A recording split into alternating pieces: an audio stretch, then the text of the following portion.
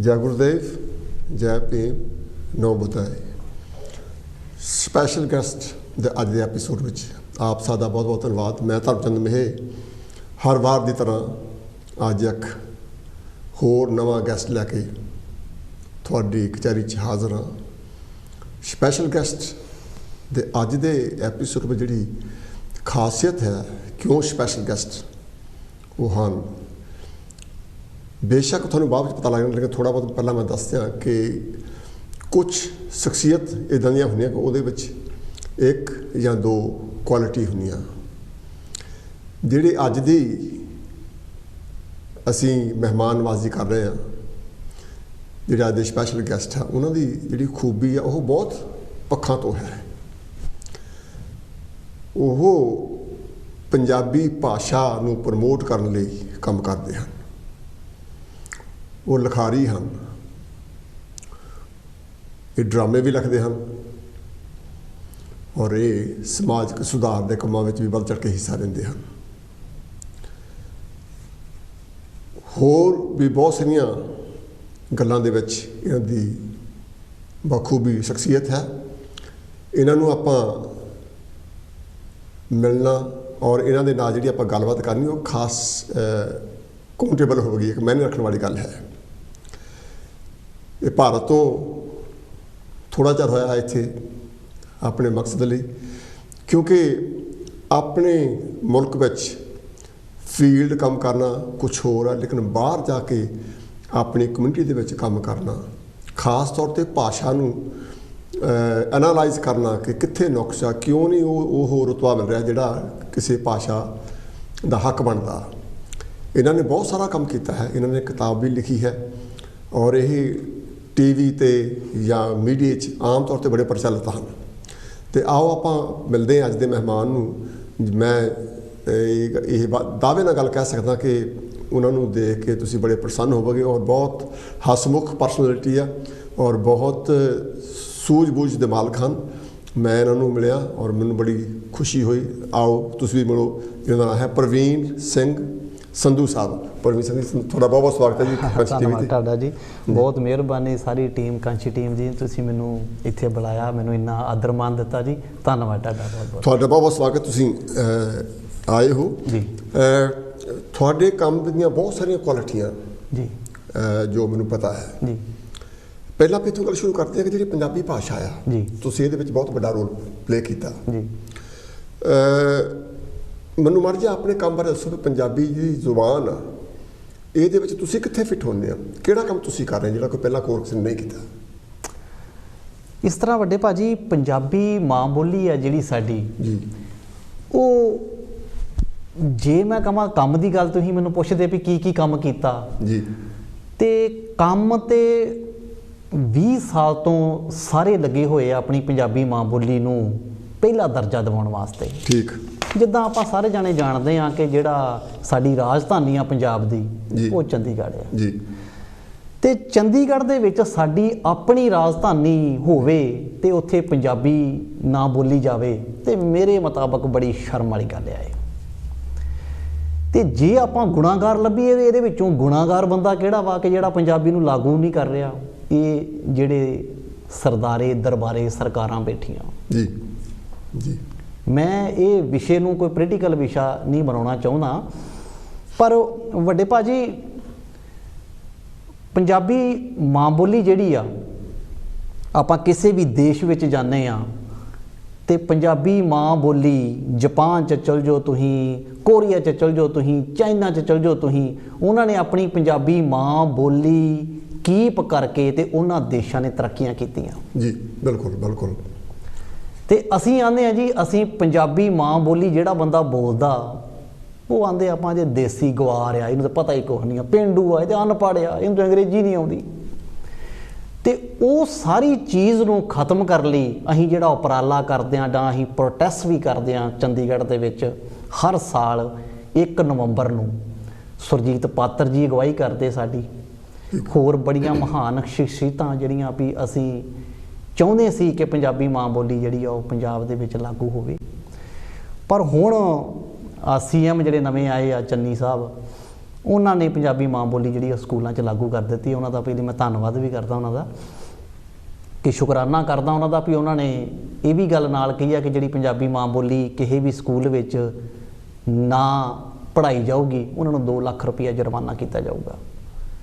ਤੇ ਪ੍ਰਮਾਤਮਾ ਨੇ ਇਹ ਜਿਹੜਾ ਸਾਡਾ ਉਪਰਾਲਾ ਕਰਦੇ ਰਹੇ 20 ਸਾਲ ਤੋਂ ਇਹ ਗੱਲ ਕਾਮਯਾਬ ਹੋ ਗਿਆ। ਬਹੁਤ ਬਹੁਤ ਸ਼ੁਕਰੀਆ। ਜਿਹੜੀ ਪੰਜਾਬੀ ਭਾਸ਼ਾ ਲਾਗੂ ਨਹੀਂ ਹੋਈ ਜੀ, ਜਾਂ ਲੋਕ ਅੰਗਰੇਜ਼ੀ ਪੜ੍ਹਾਉਣ ਲੱਗ ਪਏ ਜੀ, ਇਹਦਾ ਕਾਰਨ ਕੀ ਸੀ? ਕੀ ਵਜ੍ਹਾ ਤੁਸੀਂ ਮੰਨਦੇ ਆ? ਕਾਰਨ ਵੱਡੇ ਭਾਜੀ ਜੇ ਸਰਕਾਰਾਂ ਵੀ ਰੋਕਦੀਆਂ ਜੀ, ਇਸ ਲਈ ਪੰਜਾਬ ਦੀ ਇਹ ਮੈਂ ਕਹਿੰਦਾ ਬਦਕਿਸਮਤੀ ਆ ਕਿ ਸਾਰੀ ਐਜੂਕੇਸ਼ਨ ਖਤਮ ਕਰ ਦਿੱਤੀ ਜੀ ਜੀ। ਇਹਦਾ ਕੋਈ ਤਾਂ ਕਾਰਨ ਹੋਵੇਗਾ, ਕਿਉਂ ਐਜੂਕੇਸ਼ਨ ਖਤਮ ਕੀਤੀ ਗਈ ਸਰਕਾਰੀ ਸਕੂਲਾਂ 'ਚੋਂ ਜੀ, ਕਿਉਂ ਪੰਜਾਬੀ ਜ਼ੁਬਾਨ ਨੂੰ ਅਸੀਂ ਅੱਖੋਂ ਪਰੋਖੇ ਕੀਤਾ ਗਿਆ? ਇਹਦਾ ਕੀ ਕਾਰਨ ਸਮਝੋ ਤੁਸੀਂ?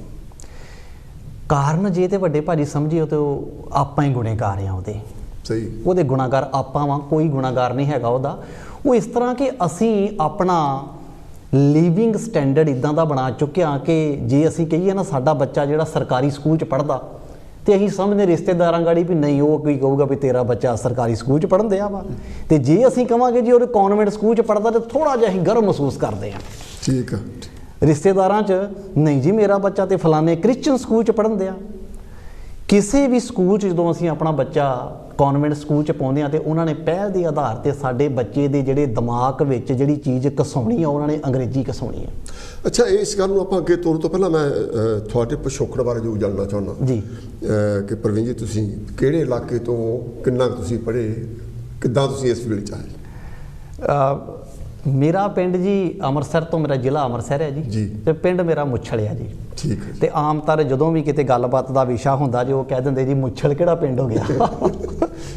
ਤੇ ਮੁੱਛਲ ਬਹੁਤ ਮਸ਼ਹੂਰ ਪਿੰਡ ਆ ਜੀ, 3000 ਆਬਾਦੀ ਆ, ਬਹੁਤ ਵਧੀਆ ਬਣਾਇਆ ਹੋਇਆ ਵਾ। ਮੇਨ ਰੋਡ ਦੇ ਉੱਤੇ ਅੰਮ੍ਰਿਤਸਰ ਹਾਈਵੇ ਤੇ ਜਦੋਂ ਅਸੀਂ ਜਾਂਦੇ ਹਾਂ ਉਹਦੇ ਉੱਤੇ ਹੀ ਆ, ਹਾਈਵੇ ਦੇ ਉੱਤੇ। ਹਾਂਜੀ, ਠੀਕ ਹੈ। ਤੇ ਅਰਲੀ ਐਜੂਕੇਸ਼ਨ ਕਿੱਦਾਂ? ਮੇਰੀ ਗ੍ਰੈਜੂਏਸ਼ਨ ਮੈਂ ਕੀਤੀ। ਹਾਂਜੀ, ਠੀਕ ਹੈ। ਮੈਂ ਸਾਰੇ ਇਸ ਕਰਕੇ ਪੁੱਛਿਆ ਕਿ ਜਿਹੜੀ ਇਨਸਾਨ ਦੀ ਬਣਤਰ ਆ ਜੀ ਜੀ ਜੀ ਉਹ ਬਚਪਨ 'ਚ ਬਣ ਜਾਂਦੀ। ਜੀ ਜੀ ਜੀ। ਉਹਨੇ ਵੱਡਾ ਹੋ ਕੇ ਕੀ ਕਰਨਾ, ਜਿਹੜੀ ਉਹਦੀ ਰੁਚੀ ਹੁੰਦੀ ਉਹ ਦੱਸਦੀ ਹੈ। ਜੀ ਜੀ ਬਿਲਕੁਲ। ਕੁਝ ਮਾਪਿਆਂ ਵੱਲੋਂ ਮਿਲ ਜਾਂਦਾ। ਜੀ ਜੀ। ਤੇ ਆਪਾਂ ਇਸ ਕੋਲ ਅੱਗੇ ਤੋਰਦੇ ਹਾਂ, ਜਿਹੜੀ ਐਜੂਕੇਸ਼ਨ ਆ ਆਪਾਂ ਖੁਦ ਕਸੂਰਵਾਰ ਆ ਜਿਹੜੀ ਅੱਗੇ ਪੰਜਾਬੀ ਦਾ ਨੁਕਸਾਨ ਹੋਇਆ। ਪਰ ਗੱਲ ਹੁਣ ਇਹ ਹੈਗੀ ਆ ਕਿ ਜਿਹੜੀ ਐਜੂਕੇਸ਼ਨ ਟੋਟਲੀ ਖਤਮ ਹੋ ਗਈ ਸਕੂਲਾਂ ਵਿੱਚੋਂ। ਜੀ ਜੀ। ਹਾਲੇ ਤੱਕ ਜਿਹੜੀ ਸਰਕਾਰ ਆਪਾਂ ਕਹਿੰਦੇ ਜਿਹੜੀ ਚੇਂਜ ਹੋਈ ਆ, ਜਿਹੜੀ ਤਬਦੀਲੀ ਆਈ ਆ, ਨਵਾਂ ਚੀਫ ਮਿਨਿਸਟਰ ਬਣਿਆ, ਉਹਨੇ ਬਹੁਤ ਸਾਰੇ ਲੋਕਾਂ ਨਾਲ ਪ੍ਰੋਮਿਸਿਸ ਕੀਤੇ ਹੈਗੇ ਆ, ਪਰ ਐਜੂਕੇਸ਼ਨ ਬਾਰੇ ਉਹਨੇ ਖਾਸ ਕੋਈ ਇਹ ਅਨਾਉਂਸਮੈਂਟ ਨਹੀਂ ਕੀਤੀ ਵੀ ਜੇ ਮੈਂ ਬਣਦਾ ਤਾਂ ਮੁੜ ਕੇ ਸਕੂਲਾਂ ਦੀ ਐਜੂਕੇਸ਼ਨ ਹੋਊਗੀ ਬਰਾਬਰ।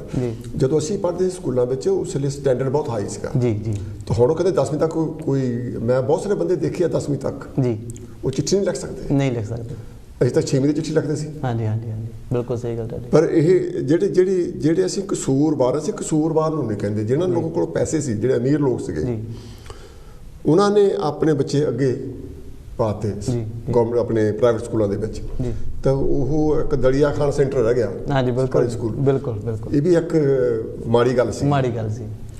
ਤੇ ਦੂਸਰੀ ਗੱਲ ਹੈਗੀ ਇੱਕ ਬਹੁਤ ਇੰਪੋਰਟੈਂਟ ਪੁਆਇੰਟ ਮੈਂ ਤੁਹਾਨੂੰ ਪੁੱਛਣਾ ਚਾਹੁੰਦਾ ਕਿ ਅਗਰ ਅਸੀਂ ਬੱਚਿਆਂ ਨੂੰ ਪੰਜਾਬੀ ਪੜ੍ਹਾਉਣੀ ਸ਼ੁਰੂ ਕਰ ਦਿੰਦੇ ਹਾਂ ਜੀ, ਜਿੱਦਾਂ ਚੰਨੀ ਸਾਹਿਬ ਨੇ ਕਹਿ ਦਿੱਤਾ ਵੀ ਪੜ੍ਹਾਈ ਜਾਊਗੀ, ਫਾਈਨ ਵੀ ਕਰ ਦੇਣਗੇ ਉਹ ਜੀ, ਕੀ ਪੰਜਾਬੀ ਪੜ੍ਹ ਕੇ ਫਰਜ਼ ਕੋਲ ਕੋਈ ਬੱਚਾ ਪੰਜਾਬੀ ਦੀ ਮਾਸਟਰ ਕਰ ਜਾਂਦਾ ਜੀ, ਕੀ ਪੰਜਾਬੀ ਦੀ ਮਾਸਟਰ ਕਰਕੇ ਉਹ ਕਿਸੇ ਪਾਸੇ ਜੋਗਾ ਹੋ ਜਾਊਗਾ, ਪੂਰੇ ਇੰਡੀਆ 'ਚ ਕੰਮ ਕਰਨ ਜੋਗਾ ਹੋ ਜਾਊ? ਉਹ ਵੀ ਤੁਹਾਡੀ ਗੱਲ ਬਿਲਕੁਲ ਸਹੀ ਹੈ ਜੀ, ਕਿ ਕਿਉਂਕਿ ਇਸ ਲਈ ਆਪਾਂ ਕੰਪੀਟ ਕਰਦੇ ਦੁਨੀਆ ਦੇ ਨਾਲ। ਜੀ ਜੀ ਜੀ ਜੀ। ਤੇ ਹਿੰਦੀ ਅੰਗਰੇਜ਼ੀ ਪੜ੍ਹ ਕੇ ਤੁਸੀਂ ਦੁਨੀਆ ਦੇ ਕਿਸੇ ਹਿੱਸੇ 'ਚ ਜਾ ਸਕਦੇ ਆ ਜੀ, ਪਰ ਕੀ ਅਸੀਂ ਇਕੱਲੀ ਪੰਜਾਬੀ ਪੜ੍ਹ ਕੇ ਹਰ ਦੁਨੀਆ ਦੇ ਖਿੱਤੇ 'ਚ ਜਾ ਕੇ ਆਪਣੀ ਨੌਕਰੀ ਕਰ ਸਕਦੇ ਹਾਂ? ਇਹ ਵੱਡੇ ਭਾਜੀ ਮੇਰਾ ਇਹ ਮਕਸਦ ਨਹੀਂ ਹੈਗਾ ਕਿ ਸਾਨੂੰ ਜਿਹੜੀਆਂ ਦੂਜੀਆਂ ਲੈਂਗੁਏਜ ਨਹੀਂ ਸਿੱਖਣੀਆਂ ਚਾਹੀਦੀਆਂ। ਮੈਂ ਨਾ ਜੀ ਜਿੰਨਾ ਅਸੀਂ ਲਰਨ ਕਰ ਸਕਦੇ ਵੱਧ ਤੋਂ ਵੱਧ ਲੈਂਗੁਏਜਾਂ ਸਿੱਖਣੀਆਂ ਚਾਹੀਦੀਆਂ, ਪਰ ਇਹ ਸਾਡੀ ਮਦਰ ਟੰਗ ਆ, ਸਾਡੀ ਜਿਹੜੀ ਆ ਜਿਹਨੂੰ ਕਹਿ ਦਿੰਦੇ ਆ ਵੀ ਸਾਨੂੰ ਵਿਰਸੇ ਦੇ ਵਿੱਚ ਸਾਨੂੰ ਜਿਹੜੀ ਉਹ ਪੰਜਾਬੀ ਮਾਂ ਬੋਲੀ ਸਾਨੂੰ ਮਿਲੀ ਆ। ਤੇ ਮੈਂ ਨਹੀਂ ਆਉਂਦਾ ਜੀ ਅੰਗਰੇਜ਼ੀ ਮਾੜੀ ਆ, ਮੈਂ ਨਹੀਂ ਆਉਂਦਾ ਹਿੰਦੀ ਮਾੜੀ ਆ, ਪੜ੍ਹਨੀਆਂ ਚਾਹੀਦੀਆਂ। ਪਰ ਮੇਰਾ ਕਹਿਣ ਦਾ ਮਤਲਬ ਇਹ ਹੈਗਾ ਵੱਡੇ ਭਾਜੀ ਕਿ ਆਪਾਂ ਜਿਹੜੀ ਮਦਰ ਟੰਗ ਆ ਉਹਨੂੰ ਆਪਾਂ ਮਾਣ ਦੇਣਾ ਚਾਹੀਦਾ। ਬਿਲਕੁਲ ਬਿਲਕੁਲ, ਕਿ ਉਹਨੂੰ ਪਛਾੜੀਏ ਨਾ ਆਪਾਂ ਮਦਰ ਟੰਗ ਨੂੰ। ਪਰ ਇਹਦਾ ਇੱਕ ਹੋਰ ਜੇ ਆਪਾਂ ਮਦਰ ਟੰਗ ਨੂੰ ਚਾਹੁੰਦੇ ਹਾਂ ਕਿ ਉਹਦੀ ਪ੍ਰਮੋਸ਼ਨ ਹੋਵੇ ਜੀ। ਅਸੀਂ ਚਾਹੁੰਦੇ ਹਾਂ ਵੀ ਸਾਡੀ ਜਿਹੜੀ ਭਾਸ਼ਾ ਉਹ ਜਾਣੀ ਪਹਿਚਾਣੀ ਜਾਵੇ ਜੀ ਦੁਨੀਆ ਵਿੱਚ। ਬਿਲਕੁਲ ਬਿਲਕੁਲ ਆਪਾਂ ਸਾਰੇ ਇਹੀ ਕੋਸ਼ਿਸ਼ ਕਰਦੇ ਹਾਂ। ਬਿਲਕੁਲ। ਪਰ ਨਾਲ ਸਾਨੂੰ ਇਹ ਵੀ ਕਰਨਾ ਪਊਗਾ, ਜਿਹੜੀਆਂ ਸਰਕਾਰਾਂ ਆ ਜੀ। ਇਕੱਲੀ ਸਕੂਲਾਂ 'ਚ ਪੰਜਾਬੀ ਨੂੰ ਫੋਰਸ ਕਰਤਾ ਇਹ ਕਾਫੀ ਨਹੀਂ ਹੈ। ਜੀ ਜੀ ਪੰਜਾਬੀ ਦੇ ਨਾਲ ਜੁੜੀਆਂ ਫਰਕ ਜਿਹੜੀ ਹਿਸਟਰੀ ਆ, ਜੀ ਕਿਸੇ ਬੰਦੇ ਨੇ ਹਿਸਟਰੀ ਪੜ੍ਹਨੀ ਆ ਤਾਂ ਉਹਨੂੰ ਅੰਗਰੇਜ਼ੀ ਪੜ੍ਹਨੀ ਪਊਗੀ, ਪੰਜਾਬੀ ਦੀ ਹਿਸਟਰੀ ਨਹੀਂ। ਬਿਲਕੁਲ ਬਿਲਕੁਲ। ਹਿੰਦੀ ਥੋੜੀ ਬਹੁਤ ਮਿਲ ਜਾਂਦੀ ਹੈ, ਲੇਕਿਨ ਪੰਜਾਬੀ 'ਚ ਹਲੇ ਤੱਕ ਕੋਈ ਸਕਾਲਰ ਬਹੁਤ ਵੱਡਾ ਨਹੀਂ ਹੋਇਆ। ਜੀ। ਪੰਜਾਬੀ ਸਭ ਤੋਂ ਪਹਿਲਾਂ ਬਹੁਤ ਪੜ੍ਹਨ ਵਾਲੇ ਹੋਏ ਆ। ਜੀ ਜੀ ਜੀ। ਮੇਰੇ ਖਿਆਲ ਤੁਸੀਂ 10 ਬੰਦੇ ਨਹੀਂ ਕਹਿ ਸਕਦੇ ਜਿਹੜੀ ਪੰਜਾਬੀ 'ਚ ਨਾਮਵਰ ਹੋਣ। ਬਿਲਕੁਲ ਸਹੀ ਗੱਲ ਤੁਹਾਡੀ। ਕੀ ਹੋਇਆ, ਕਿਉਂ ਨਹੀਂ ਹੋਏ? ਮੈਂ ਜਿੱਦਾਂ ਪਹਿਲਾਂ ਤੁਹਾਨੂੰ ਜ਼ਿਕਰ ਕੀਤਾ ਵੱਡੇ ਭਾਜੀ ਵੀ ਉਹਦੇ ਵਿੱਚ ਸਾਡੀਆਂ ਵੀ ਕਮੀਆਂ ਰਹੀਆਂ, ਕੁਝ ਸਾਡੀਆਂ ਵੀ ਕਮੀਆਂ ਰਹੀਆਂ ਕਿ ਅਸੀਂ ਸ਼ੁਰੂ ਤੋਂ ਹੀ ਜਿਹੜਾ ਉਹ ਚੀਜ਼ਾਂ ਵੱਲ ਧਿਆਨ ਨਹੀਂ ਦਿੱਤਾ ਕਿ ਸਾਡੀ ਮਾਂ ਬੋਲੀ ਸ਼ੁਰੂ ਤੋਂ ਨਾ, ਜਿੱਦਾਂ ਮੈਂ ਤੁਹਾਨੂੰ ਪਹਿਲਾਂ ਜ਼ਿਕਰ ਕੀਤਾ ਕਿ ਆਪਾਂ ਜਦੋਂ ਸਕੂਲਾਂ 'ਚ ਬੱਚੇ ਨੂੰ ਪਾਉਂਦੇ ਆ ਤੇ ਆਪਾਂ 10 ਜਣਿਆਂ ਕੋਲ ਐਡਵਾਈਸ ਲੈਂਦੇ ਆ ਜੀ ਇਹ ਸਕੂਲ ਕਿਹੜਾ, ਇਹ ਜੀ ਚਾਈਨੀਜ਼ ਆ, ਇਹ ਡਿਪ ਸਕੂਲ ਆ, ਇਹ ਚਾਈਨੀਜ਼ ਆ, ਇਹ ਕਨਵੈਂਟ ਸਕੂਲ ਆ, ਇਹ ਫਲਾਨਾ ਮੀਡੀਅਮ ਸਕੂਲ ਆ। ਤੇ ਸਾਡੀ ਕੋਸ਼ਿਸ਼ ਇਹੋ ਹੀ ਹੁੰਦੀ ਆ ਕਿ ਅਸੀਂ ਬੱਚੇ ਨੂੰ ਇਹੋ ਜਿਹੇ ਸਕੂਲ 'ਚ ਪਾਈਏ ਜਿੱਥੇ ਬੱਚਾ ਸਾਡਾ ਫਰਾਟੇ ਵਾਂਗੂ ਅੰਗਰੇਜ਼ੀ ਬੋਲੇ। ਜਿਹੜਾ ਆਪਾਂ ਇਹ ਕਾਫੀ ਬਹੁਤ ਲੰਬਾ ਚੌੜਾ ਸਬਜੈਕਟ ਹੈ, ਇੱਥੇ ਆਪਾਂ ਕਈ ਘੰਟੇ ਗੱਲ ਹੋ ਸਕਦੀ ਹੈ। ਬਿਲਕੁਲ ਸਹੀ ਗੱਲ ਤੁਹਾਡੀ। ਆਪਾਂ ਇੱਥੇ 5 ਮਿੰਟ ਹੋਰ ਗੱਲ ਕਰਨੀ ਹੈ, ਬਸ ਥੋੜਾ ਸ਼ਿਫਟ ਕੋਈ ਨਾ ਕੋਈ ਨਾ। ਮੈਂ ਵੀ ਤੁਹਾਡੇ ਵਾਂਗੂ ਜੀ ਚਾਹਵਾਨ ਆ ਕਿ ਪੰਜਾਬੀ ਦੀ ਪ੍ਰਮੋਸ਼ਨ ਹੋਣੀ ਚਾਹੀਦੀ ਆ। ਪਰ ਜਿਹੜੇ ਮੈਂ ਗੱਲਾਂ ਕਰ ਇਸ ਕਰਕੇ ਵੀ ਆਪਾਂ ਕੋਈ ਇਹਦਾ ਰਾਹ ਕੱਢਦੇ ਆ ਜੀ, ਗੱਲਬਾਤ ਕਰਨ ਦਾ ਮਤਲਬ ਇਹ ਹੈ ਕਿ ਰਾਹ ਕੱਢੀਏ। ਬਿਲਕੁਲ ਬਿਲਕੁਲ। ਜਿਹੜੇ ਮੈਂ ਸਵਾਲ ਕਰਦਾ ਉਹ ਤੁਹਾਨੂੰ ਨਹੀਂ ਕਰਦਾ, ਮੈਂ ਆਪਣੇ ਆਪ ਨੂੰ ਵੀ ਕਰਦਾ, ਜਿਹੜੇ ਸੁਣ ਰਹੇ ਉਹਨਾਂ ਨੂੰ ਵੀ ਕਰਦਾ। ਬਿਲਕੁਲ ਸਹੀ ਗੱਲ ਤੁਹਾਡੀ। ਤੇ ਜਿਹੜੀ ਪੰਜਾਬੀ ਭਾਸ਼ਾ ਆ, ਕੋਈ ਬੰਦਾ ਪੜ੍ਹ ਜਾਂਦਾ ਉਹਨੂੰ ਨੌਕਰੀ ਨਹੀਂ ਮਿਲਦੀ ਜੀ, ਪਰ ਜੇ ਕਿਸੇ ਨੂੰ ਅੰਗਰੇਜ਼ੀ ਆਉਂਦੀ ਆ ਜੀ ਉਹਦੇ ਕੋਲ ਜੌਬ ਲੱਭਣ ਲਈ ਇੱਕ ਤਰ੍ਹਾਂ ਦਾ ਇੱਕ ਵਧੀਆ ਟੂਲ ਬਣ ਜਾਂਦਾ। ਜੀ ਜੀ। ਉਹ ਕਿਸੇ ਵੀ ਹਿੱਸੇ ਵਿੱਚ ਜਾ ਕੇ ਦੁਨੀਆ ਤੱਕ ਕਿਤੇ ਵੀ ਜਾ ਕੇ ਉਹ ਨੌਕਰੀ ਕਰ ਸਕਦਾ। ਜੀ। ਇੱਕ ਤਾਂ ਇਹ ਗੱਲ ਹੋ ਗਈ। ਦੂਸਰੀ ਗੱਲ ਇਹ ਹੈ ਕਿ ਜਿਹੜੇ ਪ੍ਰਾਈਵੇਟ ਸਕੂਲ ਆ ਜੀ, ਜੇ ਤੋਂ ਕੋ ਸਾਡੇ ਮੁਲਕ 'ਚ ਕਾਸਟ ਸਿਸਟਮ ਹੈ, ਜਾਤ ਪਾਤ ਦਾ ਜਿਹੜਾ ਚੱਕਰ ਆ, ਇਹ ਬਹੁਤ ਵੱਡਾ ਰੋਲ ਪਲੇ ਕਰ ਰਿਹਾ। ਹਜੇ ਖਤਮ ਨਹੀਂ ਹੋਇਆ, ਇਹ ਖਤਮ ਨਹੀਂ ਹੋਇਆ, ਇਹ ਵੱਧਦਾ ਜਾ ਰਿਹਾ। ਵੱਧਦਾ ਜਾ ਰਿਹਾ। ਜਿਹਦੇ ਕੋਲ 4 ਪੈਸੇ ਆ ਉਹ ਕਹਿੰਦਾ ਜੀ ਮੈਂ ਨਿਆਣੇ ਆਪਣੇ ਇੱਥੇ ਨਹੀਂ ਪੜਾਉਣੇ। ਬਿਲਕੁਲ। ਉਹ ਕਹਿੰਦੇ ਆ ਕਿ ਵੀ ਇਹ ਜਿਹੜਾ ਸਕੂਲ ਆ ਇਹ ਦਰਿਆ ਖਾਣ ਵਾਲੇ ਦਾ ਸਕੂਲ ਜਾਂ ਇਹ ਜਾਣੀ ਉਹਨੂੰ ਲੋ ਲੈਵਲ ਦਾ ਹਾਲਾਂਕਿ ਸਰਕਾਰ ਲੋ ਨਹੀਂ ਹੁੰਦੀ। ਬਿਲਕੁਲ ਸਹੀ ਗੱਲ ਤੁਹਾਡੀ। ਸਰਕਾਰੀ ਸਹੂਲਤ ਉੱਪਰ ਹੋਣਾ ਚਾਹੀਦਾ। ਜੀ ਜੀ ਜੀ। ਪਰ ਉਹ ਲੋ ਗਿਣਿਆ ਜਾਂਦਾ। ਬਿਲਕੁਲ ਸਹੀ। ਜਿਹੜਾ ਸਾਡਾ ਸਮਾਜ ਦਾ ਢਾਂਚਾ ਆ ਜੀ, ਉਹਦੇ ਕਿਤੇ ਨਾ ਕਿਤੇ ਟੀਕਾ ਲਾਉਣ ਵਾਲਾ ਜ਼ਹਿਰ ਵਾਲਾ। ਬਿਲਕੁਲ ਸਹੀ ਗੱਲ ਤੁਹਾਡੀ। ਤਾਂ ਕਿ ਸਮਾਜ ਵਿੱਚ ਤਬਦੀਲੀ ਆਵੇ। ਤਬਦੀਲੀ ਆਵੇ, ਬਿਲਕੁਲ। ਤੇ ਤੁਸੀਂ ਜਿਹੜੇ ਬੰਦੇ ਪ੍ਰਾਈਵੇਟ ਸਕੂਲਾਂ ਵਿੱਚ ਬੱਚੇ ਆਪਣੇ ਪੜਾਉਂਦੇ ਆ ਜੀ, ਉਹਨਾਂ ਨੂੰ ਕੀ ਕਹੋਗੇ? ਉਹ ਕੀ ਕਰ ਪ੍ਰਾਈਵੇਟ ਸਕੂਲਾਂ ਦੀ ਗੱਲ ਵੱਡੇ ਭਾਜੀ ਤੁਹਾਡੀ ਗੱਲ ਬਿਲਕੁਲ ਦਰੁਸਤ ਹੈ, ਇਹ 'ਚ ਦੋ ਰਹਿਵਾਂ ਨਹੀਂ ਹੈਗੀਆਂ।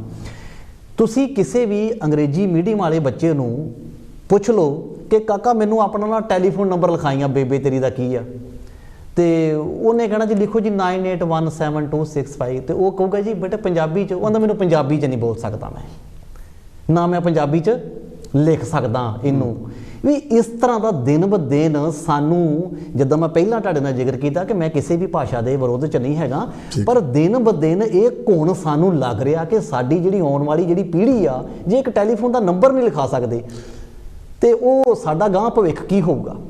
ਆਪਣੇ ਸੰਧੂ ਸਾਹਿਬ ਦੱਸੋ ਵੀ ਇਹ ਜਿਹੜਾ ਮਸਲਾ ਆ ਜੀ, ਜਿੰਨੇ ਗੰਭੀਰ ਤੁਸੀਂ ਆ ਉਦੋਂ 10 ਗੁਣਾ ਗੰਭੀਰ ਮੈਂ ਆ। ਬਿਲਕੁਲ ਜੀ। ਸਾਨੂੰ ਇਹਦਾ ਕਰਨਾ ਕੀ ਚਾਹੀਦਾ, ਹੋਣਾ ਕੀ ਚਾਹੀਦਾ? ਕਿਉਂਕਿ ਪ੍ਰਾਈਵੇਟ ਸਕੂਲਾਂ ਦੇ ਵਿੱਚੋਂ ਜੀ ਤਾਂ ਸਰਕਾਰੀ ਸਕੂਲਾਂ 'ਚ ਬੱਚੇ ਆਉਣੇ ਨਹੀਂ ਹੋਣੇ। ਇੱਕੋ ਜਿਹਾ ਕਿਰਾਇਆ ਜੀ, ਪ੍ਰਾਈਵੇਟ ਬੰਦ ਕਰ ਦੇਣ ਤਾਂ ਹੀ ਹੋਣਗੇ ਜੀ। ਜਾਂ ਕਿਸੇ ਇੱਦਾਂ ਕਰਨ ਬਈ ਜਿਹੜੀ ਪਹਿਲੇ 5 ਸਾਲ ਜੀ ਸਰਕਾਰੀ ਸਕੂਲਾਂ ਦੇ ਬੱਚੇ ਜੀ ਐਜੂਕੇਸ਼ਨ ਹੋ ਗਈ, ਬਾਹਰ ਨਹੀਂ ਹੋ ਸਕਦੀ ਜੀ। ਕਿਤੇ ਨਾ ਕਿਤੇ ਕੁਝ ਪਾਬੰਦੀ ਲਾਉਣੀ ਪਊਗੀ ਤਾਂ ਕਿ ਜਿਹੜੇ ਲੋਕ ਸਰਕਾਰੀ ਸਕੂਲਾਂ ਵੱਲ ਨੂੰ ਮੁੜਨ। ਜੀ। ਦੂਸਰੀ ਗੱਲ ਹੈ ਕਿ ਇਸ ਲਈ ਜਿਹੜੀ ਗਵਰਨਮੈਂਟ ਨੇ ਸਕੂਲ ਬਾਦਲ ਕਿਸੇ ਦਾ ਨਾਂ ਨਹੀਂ ਲੈਣਾ ਆਪਾਂ ਕਿਸੇ ਨੇ ਮਤਲਬ ਸਰਕਾਰਾਂ ਨੇ ਰਲ ਮਿਲ ਕੇ ਐਜੂਕੇਸ਼ਨ ਖਤਮ ਕਰਤੀ। ਟੀਚਰਾਂ ਦੀ ਜੌਬ ਜਿਹੜੀ ਉਹ ਖਤਰੇ 'ਚ ਪਾ ਦਿੱਤੀ। ਬਿਲਕੁਲ ਬਿਲਕੁਲ। ਪਹਿਲਾਂ ਤਾਂ ਟੀਚਰ ਰੱਖਣੇ ਪੈਣਗੇ ਜੀ, ਤਾਂ ਹੀ ਜਾ ਕੇ ਗੱਲ ਬਣੂ। ਪਰ ਬੱਚੇ ਕਿੱਦਾਂ ਮੋੜ ਕੇ ਲਿਆਵਾਂਗੇ ਆਪਾਂ ਉੱਧਰੋਂ? ਮੇਰੀ ਸੋਚ ਦੇ ਮੁਤਾਬਕ ਵੱਡੇ ਭਾਜੀ ਆਪਾਂ ਨੂੰ, ਜਾਂ ਤੁਸੀਂ ਇਹਦਾ ਹੱਲ ਦੱਸੋ, ਤੁਸੀਂ ਕੀ ਸੋਚਦੇ? ਸਕੂਲ ਬੰਦ ਕਰਨੇ ਜਾਂ ਸਕੂਲਾਂ ਨੂੰ ਨਵੇਂ ਬਣਾਉਣ ਵਾਲੀ ਗੱਲ, ਜੇ ਮੈਂ ਆਪਣਾ ਪੱਖ ਰੱਖਾਂ ਤੇ ਮੇਰੇ ਹਿਸਾਬ ਨਾਲ ਜੇ ਸਰਕਾਰਾਂ ਪ੍ਰਾਈਵੇਟ ਸਕੂਲਾਂ ਵਿੱਚ ਵੀ ਜਿਹੜੀ ਪੰਜਾਬੀ ਉਹ ਕੰਪਲਸਰੀ ਕਰ ਦੇਣ ਕਿ 10ਵੀਂ ਤੱਕ ਜਿਹੜੀ ਆ ਪੰਜਾਬੀ ਦਾ ਸਬਜੈਕਟ ਹਰ ਇੱਕ ਸਕੂਲ ਪੜਾਊਗਾ ਤੇ ਉਹ ਵੀ 100 ਦੇ ਵਿੱਚੋਂ ਜੇ ਆਪਾਂ ਕਹੀਏ ਤੇ 95% ਉਪਰਾਲਾ ਬਹੁਤ ਵਧੀਆ ਹੋਊਗਾ। ਤੇ ਸਕੂਲ ਤੇ ਬੰਦ ਹੋਣੇ ਨਹੀਂ ਜੀ। ਤੇ ਜੇ ਸਰਕਾਰਾਂ ਵਾਲੇ ਬੰਨੇ ਲੈ ਜਾਈਏ ਤੇ ਇੰਨਾ ਸਰਕਾਰਾਂ ਨਹੀਂ ਕਰ ਸਕਦੀਆਂ ਕਿ ਸਕੂਲਾਂ ਦੀ ਜਿਹੜੀ ਬਹੁਤ ਵਧੀਆ ਉਹਦਾ ਜਿਹੜਾ ਲੈਵਲ ਉਹਦਾ ਤਾਂ ਚੁੱਕ ਲੈਣ। ਪਹਿਲਾਂ ਸੀ, ਹਾਂਜੀ ਪਹਿਲਾਂ ਸੀ, ਤੇ ਪਹਿਲਾਂ ਹੈਗਾ ਸੀ। ਪਰ ਮੈਂ ਤੁਹਾਨੂੰ ਆਪਣੇ ਫਾਦਰ ਸਾਹਿਬ ਦੀ ਗੱਲ ਦੱਸਦਾ ਜੀ। ਮੇਰੇ ਫਾਦਰ ਸਾਹਿਬ ਨੇ ਜਦੋਂ ਮੈਟ੍ਰਿਕ ਕੀਤੀ ਜੀ ਤੇ ਉਹਨਾਂ ਨੇ ਦੱਸਣਾ ਕਿ ਅੱਜ ਕੱਲ੍ਹ ਦੀ ਜਿਹੜੀ ਸਾਡੀ ਉਸ ਟਾਈਮ ਦੀ ਮੈਟ੍ਰਿਕ ਆ ਤੇ ਤੁਹਾਡੀ ਇਸ ਟਾਈਮ ਦੀ PhD ਦੇ ਬਰਾਬਰ ਆ। ਕਦੇ ਉਹਦੇ ਨਾਲੋਂ ਜ਼ਿਆਦਾ ਉਦੋਂ ਪੜ੍ਹਾਈ ਸਖਤ ਸੀ ਤੇ ਜਿਹੜੇ ਟੀਚਰ ਵੀ ਉਦੋਂ ਜਿਹੜੇ ਹੁੰਦੇ ਸੀ ਉਹਨਾਂ ਅੰਦਰ ਵੀ ਬੜੀ ਟੀਚਰਾਂ ਨੇ ਡੰਡਿਆਂ ਨਾਲ ਕੁੱਟ ਲੈਣਾ, ਮਾਰ ਲੈਣਾ ਤੇ ਕਿਸੇ ਘਰ ਵਾਲੇ ਦੀ ਹਿੰਮਤ ਨਹੀਂ ਹੁੰਦੀ ਕਿ ਜਾ ਕੇ ਪੁੱਛ ਲੈਣ ਵੀ ਤੂੰ ਸਾਡੇ ਮੁੰਡੇ ਨੂੰ ਕੁੱਟਿਆ ਕਿਉਂ। ਹੁਣ ਤੇ ਟੀਚਰ ਮਾੜਾ ਜਿਹਾ ਬੱਚੇ ਨੂੰ ਕਵੇ ਜਾਂ ਕਲਾਸ ਦੇ ਵਿੱਚ ਖੜਾ ਕਰਦੇ ਤੇ ਅਗਲੇ ਦਿਨ ਹੀ ਉਹ ਫੋਨ ਆ ਜਾਂਦਾ, ਤੁਸੀਂ ਮੇਰੇ ਮੁੰਡੇ ਨੂੰ ਖਿਲਾਰ ਛੱਡਿਆ। ਟੀਚਰ ਵੀ ਉਦਾਂ ਦੇ ਬਣ ਗਏ। ਇਹ ਇੱਕ ਸਬਜੈਕਟ ਆਪਾਂ ਜਿਹੜਾ ਕਵਰ ਕੀਤਾ, ਇੱਥੇ ਮੈਂ ਚਾਹੁੰਦਾ ਕਿ ਤੁਸੀਂ ਭਾਵੇਂ 2 ਮਿੰਟ ਲਾ ਕੇ ਜੀ ਕਨਕਲੂਜਨ ਕੱਢੋ ਵੀ ਤੁਹਾਡੇ ਮੁਤਾਬਕ ਕੀ ਕੀਤਾ ਜਾਵੇ ਜੀ ਤਾਂ ਕਿ ਐਜੂਕੇਸ਼ਨ ਸਾਰਿਆਂ ਨੂੰ ਬਰਾਬਰ ਮਿਲੇ ਜੀ, ਕੋਈ ਪਿੱਛੇ ਨਾ ਰਵੇ ਜੀ ਔਰ ਮਿਲੇ ਜ਼ਰੂਰ। ਜੀ ਕੀ ਕਰਨਾ ਚਾਹੋਗੇ ਤੁਸੀਂ? ਕਰਨਾ ਤੇ ਵੇਖੋ ਜੀ, ਜੇ ਤੇ ਹੁਣ ਆਪਾਂ ਜਾਂ ਤੁਸੀਂ ਜੇ ਇਹ ਗੱਲ ਨੂੰ ਕਹੀਏ ਵੀ ਅਸੀਂ ਇਹ ਉਪਰਾਲਾ ਕਰ ਲਈਏ, ਇਹ ਤੇ ਸਰਕਾਰਾਂ ਨਾਲ ਮੱਥਾ ਲਾਉਣਾ ਥੋੜਾ ਜਿਹਾ ਔਖਾ। ਇਹ ਸਰਕਾਰਾਂ ਹੀ ਜੇ ਚਾਹਣ, ਸਾਡੇ ਜਿਹੜੇ ਹੁਕਮਰਾਨ ਆ ਉਹ ਚਾਹਣ ਤੇ ਕੀ ਕੁਛ ਨਹੀਂ ਹੋ ਸਕਦਾ, ਸਭ ਕੁਛ ਹੋ ਸਕਦਾ। ਸਰਕਾਰਾਂ ਨੂੰ ਕੌਣ ਕਹੂਗਾ? ਸਰਕਾਰਾਂ ਨੂੰ ਕਹਿਣਾ ਵੀ ਆਪਾਂ ਜੀ। ਬਸ ਠੀਕ, ਇਸ ਕਰਕੇ ਆਪਾਂ ਕਹਿ ਸਕਦੇ ਹਾਂ ਸਰਕਾਰਾਂ ਨੂੰ ਕਹਿ ਸਕਦੇ ਹਾਂ। ਮੈਂ ਤਾਂ ਜਿੱਦਾਂ ਤੁਹਾਨੂੰ ਦੱਸਿਆ ਵੀ ਅਸੀਂ 1 ਨਵੰਬਰ ਨੂੰ ਕਾਲਾ ਦਿਵਸ ਮਨਾਉਂਦੇ ਹਾਂ।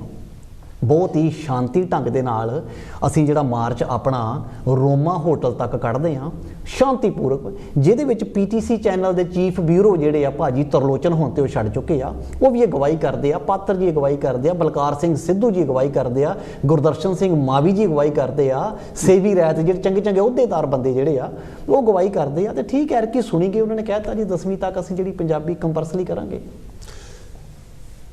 ਅੱਛਾ, ਜਿਹੜੀ ਚੰਨੀ ਸਾਹਿਬ ਦੀ ਗੱਲ ਹੈਗੀ ਜੀ, ਆਪਾਂ ਸਿਆਸਤ ਵਿੱਚ ਨਹੀਂ ਜਾਣਾ ਚਾਹੀਦਾ, ਪਰ ਆਪਾਂ ਕਿਉਂਕਿ ਐਜੂਕੇਸ਼ਨ ਦੀ ਗੱਲ ਕਰਦੇ ਹਾਂ। ਬਿਲਕੁਲ।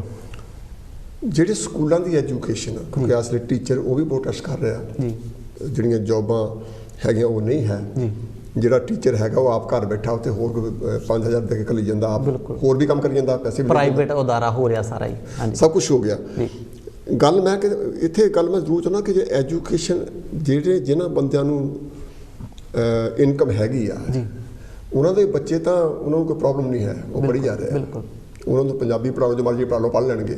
ਮੈਂ ਗੱਲ ਕਰਦਾ ਜਿਹੜਾ ਤਬਕਾ, ਜਿਹੜਾ ਸਮਾਜ ਸਦੀਆਂ ਤੋਂ ਪਿੱਛੇ ਧੱਕਿਆ ਗਿਆ, ਉਹਨਾਂ ਹੋਰ ਧੱਕਿਆ ਜਾ ਰਿਹਾ ਜੀ, ਉਹਨਾਂ ਦੀ ਐਜੂਕੇਸ਼ਨ ਬਾਰੇ, ਉਹਨਾਂ ਦੀ ਪੜ੍ਹਾਈ ਬਾਰੇ, ਉਹਨਾਂ ਨੂੰ ਅਗਾਂਹ ਤੋਰਨ ਵਾਸਤੇ ਕੀ ਉਪਰਾਲਾ ਹੋਣਾ ਚਾਹੀਦਾ ਐਜੂਕੇਸ਼ਨ ਦੇ ਫੀਲਡ ਵਿੱਚ? ਐਜੂਕੇਸ਼ਨ ਦੇ ਫੀਲਡ ਵਿੱਚ ਵੇਖੋ, ਕਿਉਂਕਿ ਇੱਕ ਬਹੁਤ ਗੈਪ ਹੋਇਆ, ਬਹੁਤ ਵੱਡਾ ਪਾੜਾ ਆ ਜੀ, ਜਿਹਨੂੰ ਮੈਂ ਕਲੋਜ਼ ਕਰਨ ਦੀ ਕੋਸ਼ਿਸ਼ ਕਰ ਰਿਹਾ, ਨੇੜੇ ਹੋਣਾ ਚਾਹੀਦਾ।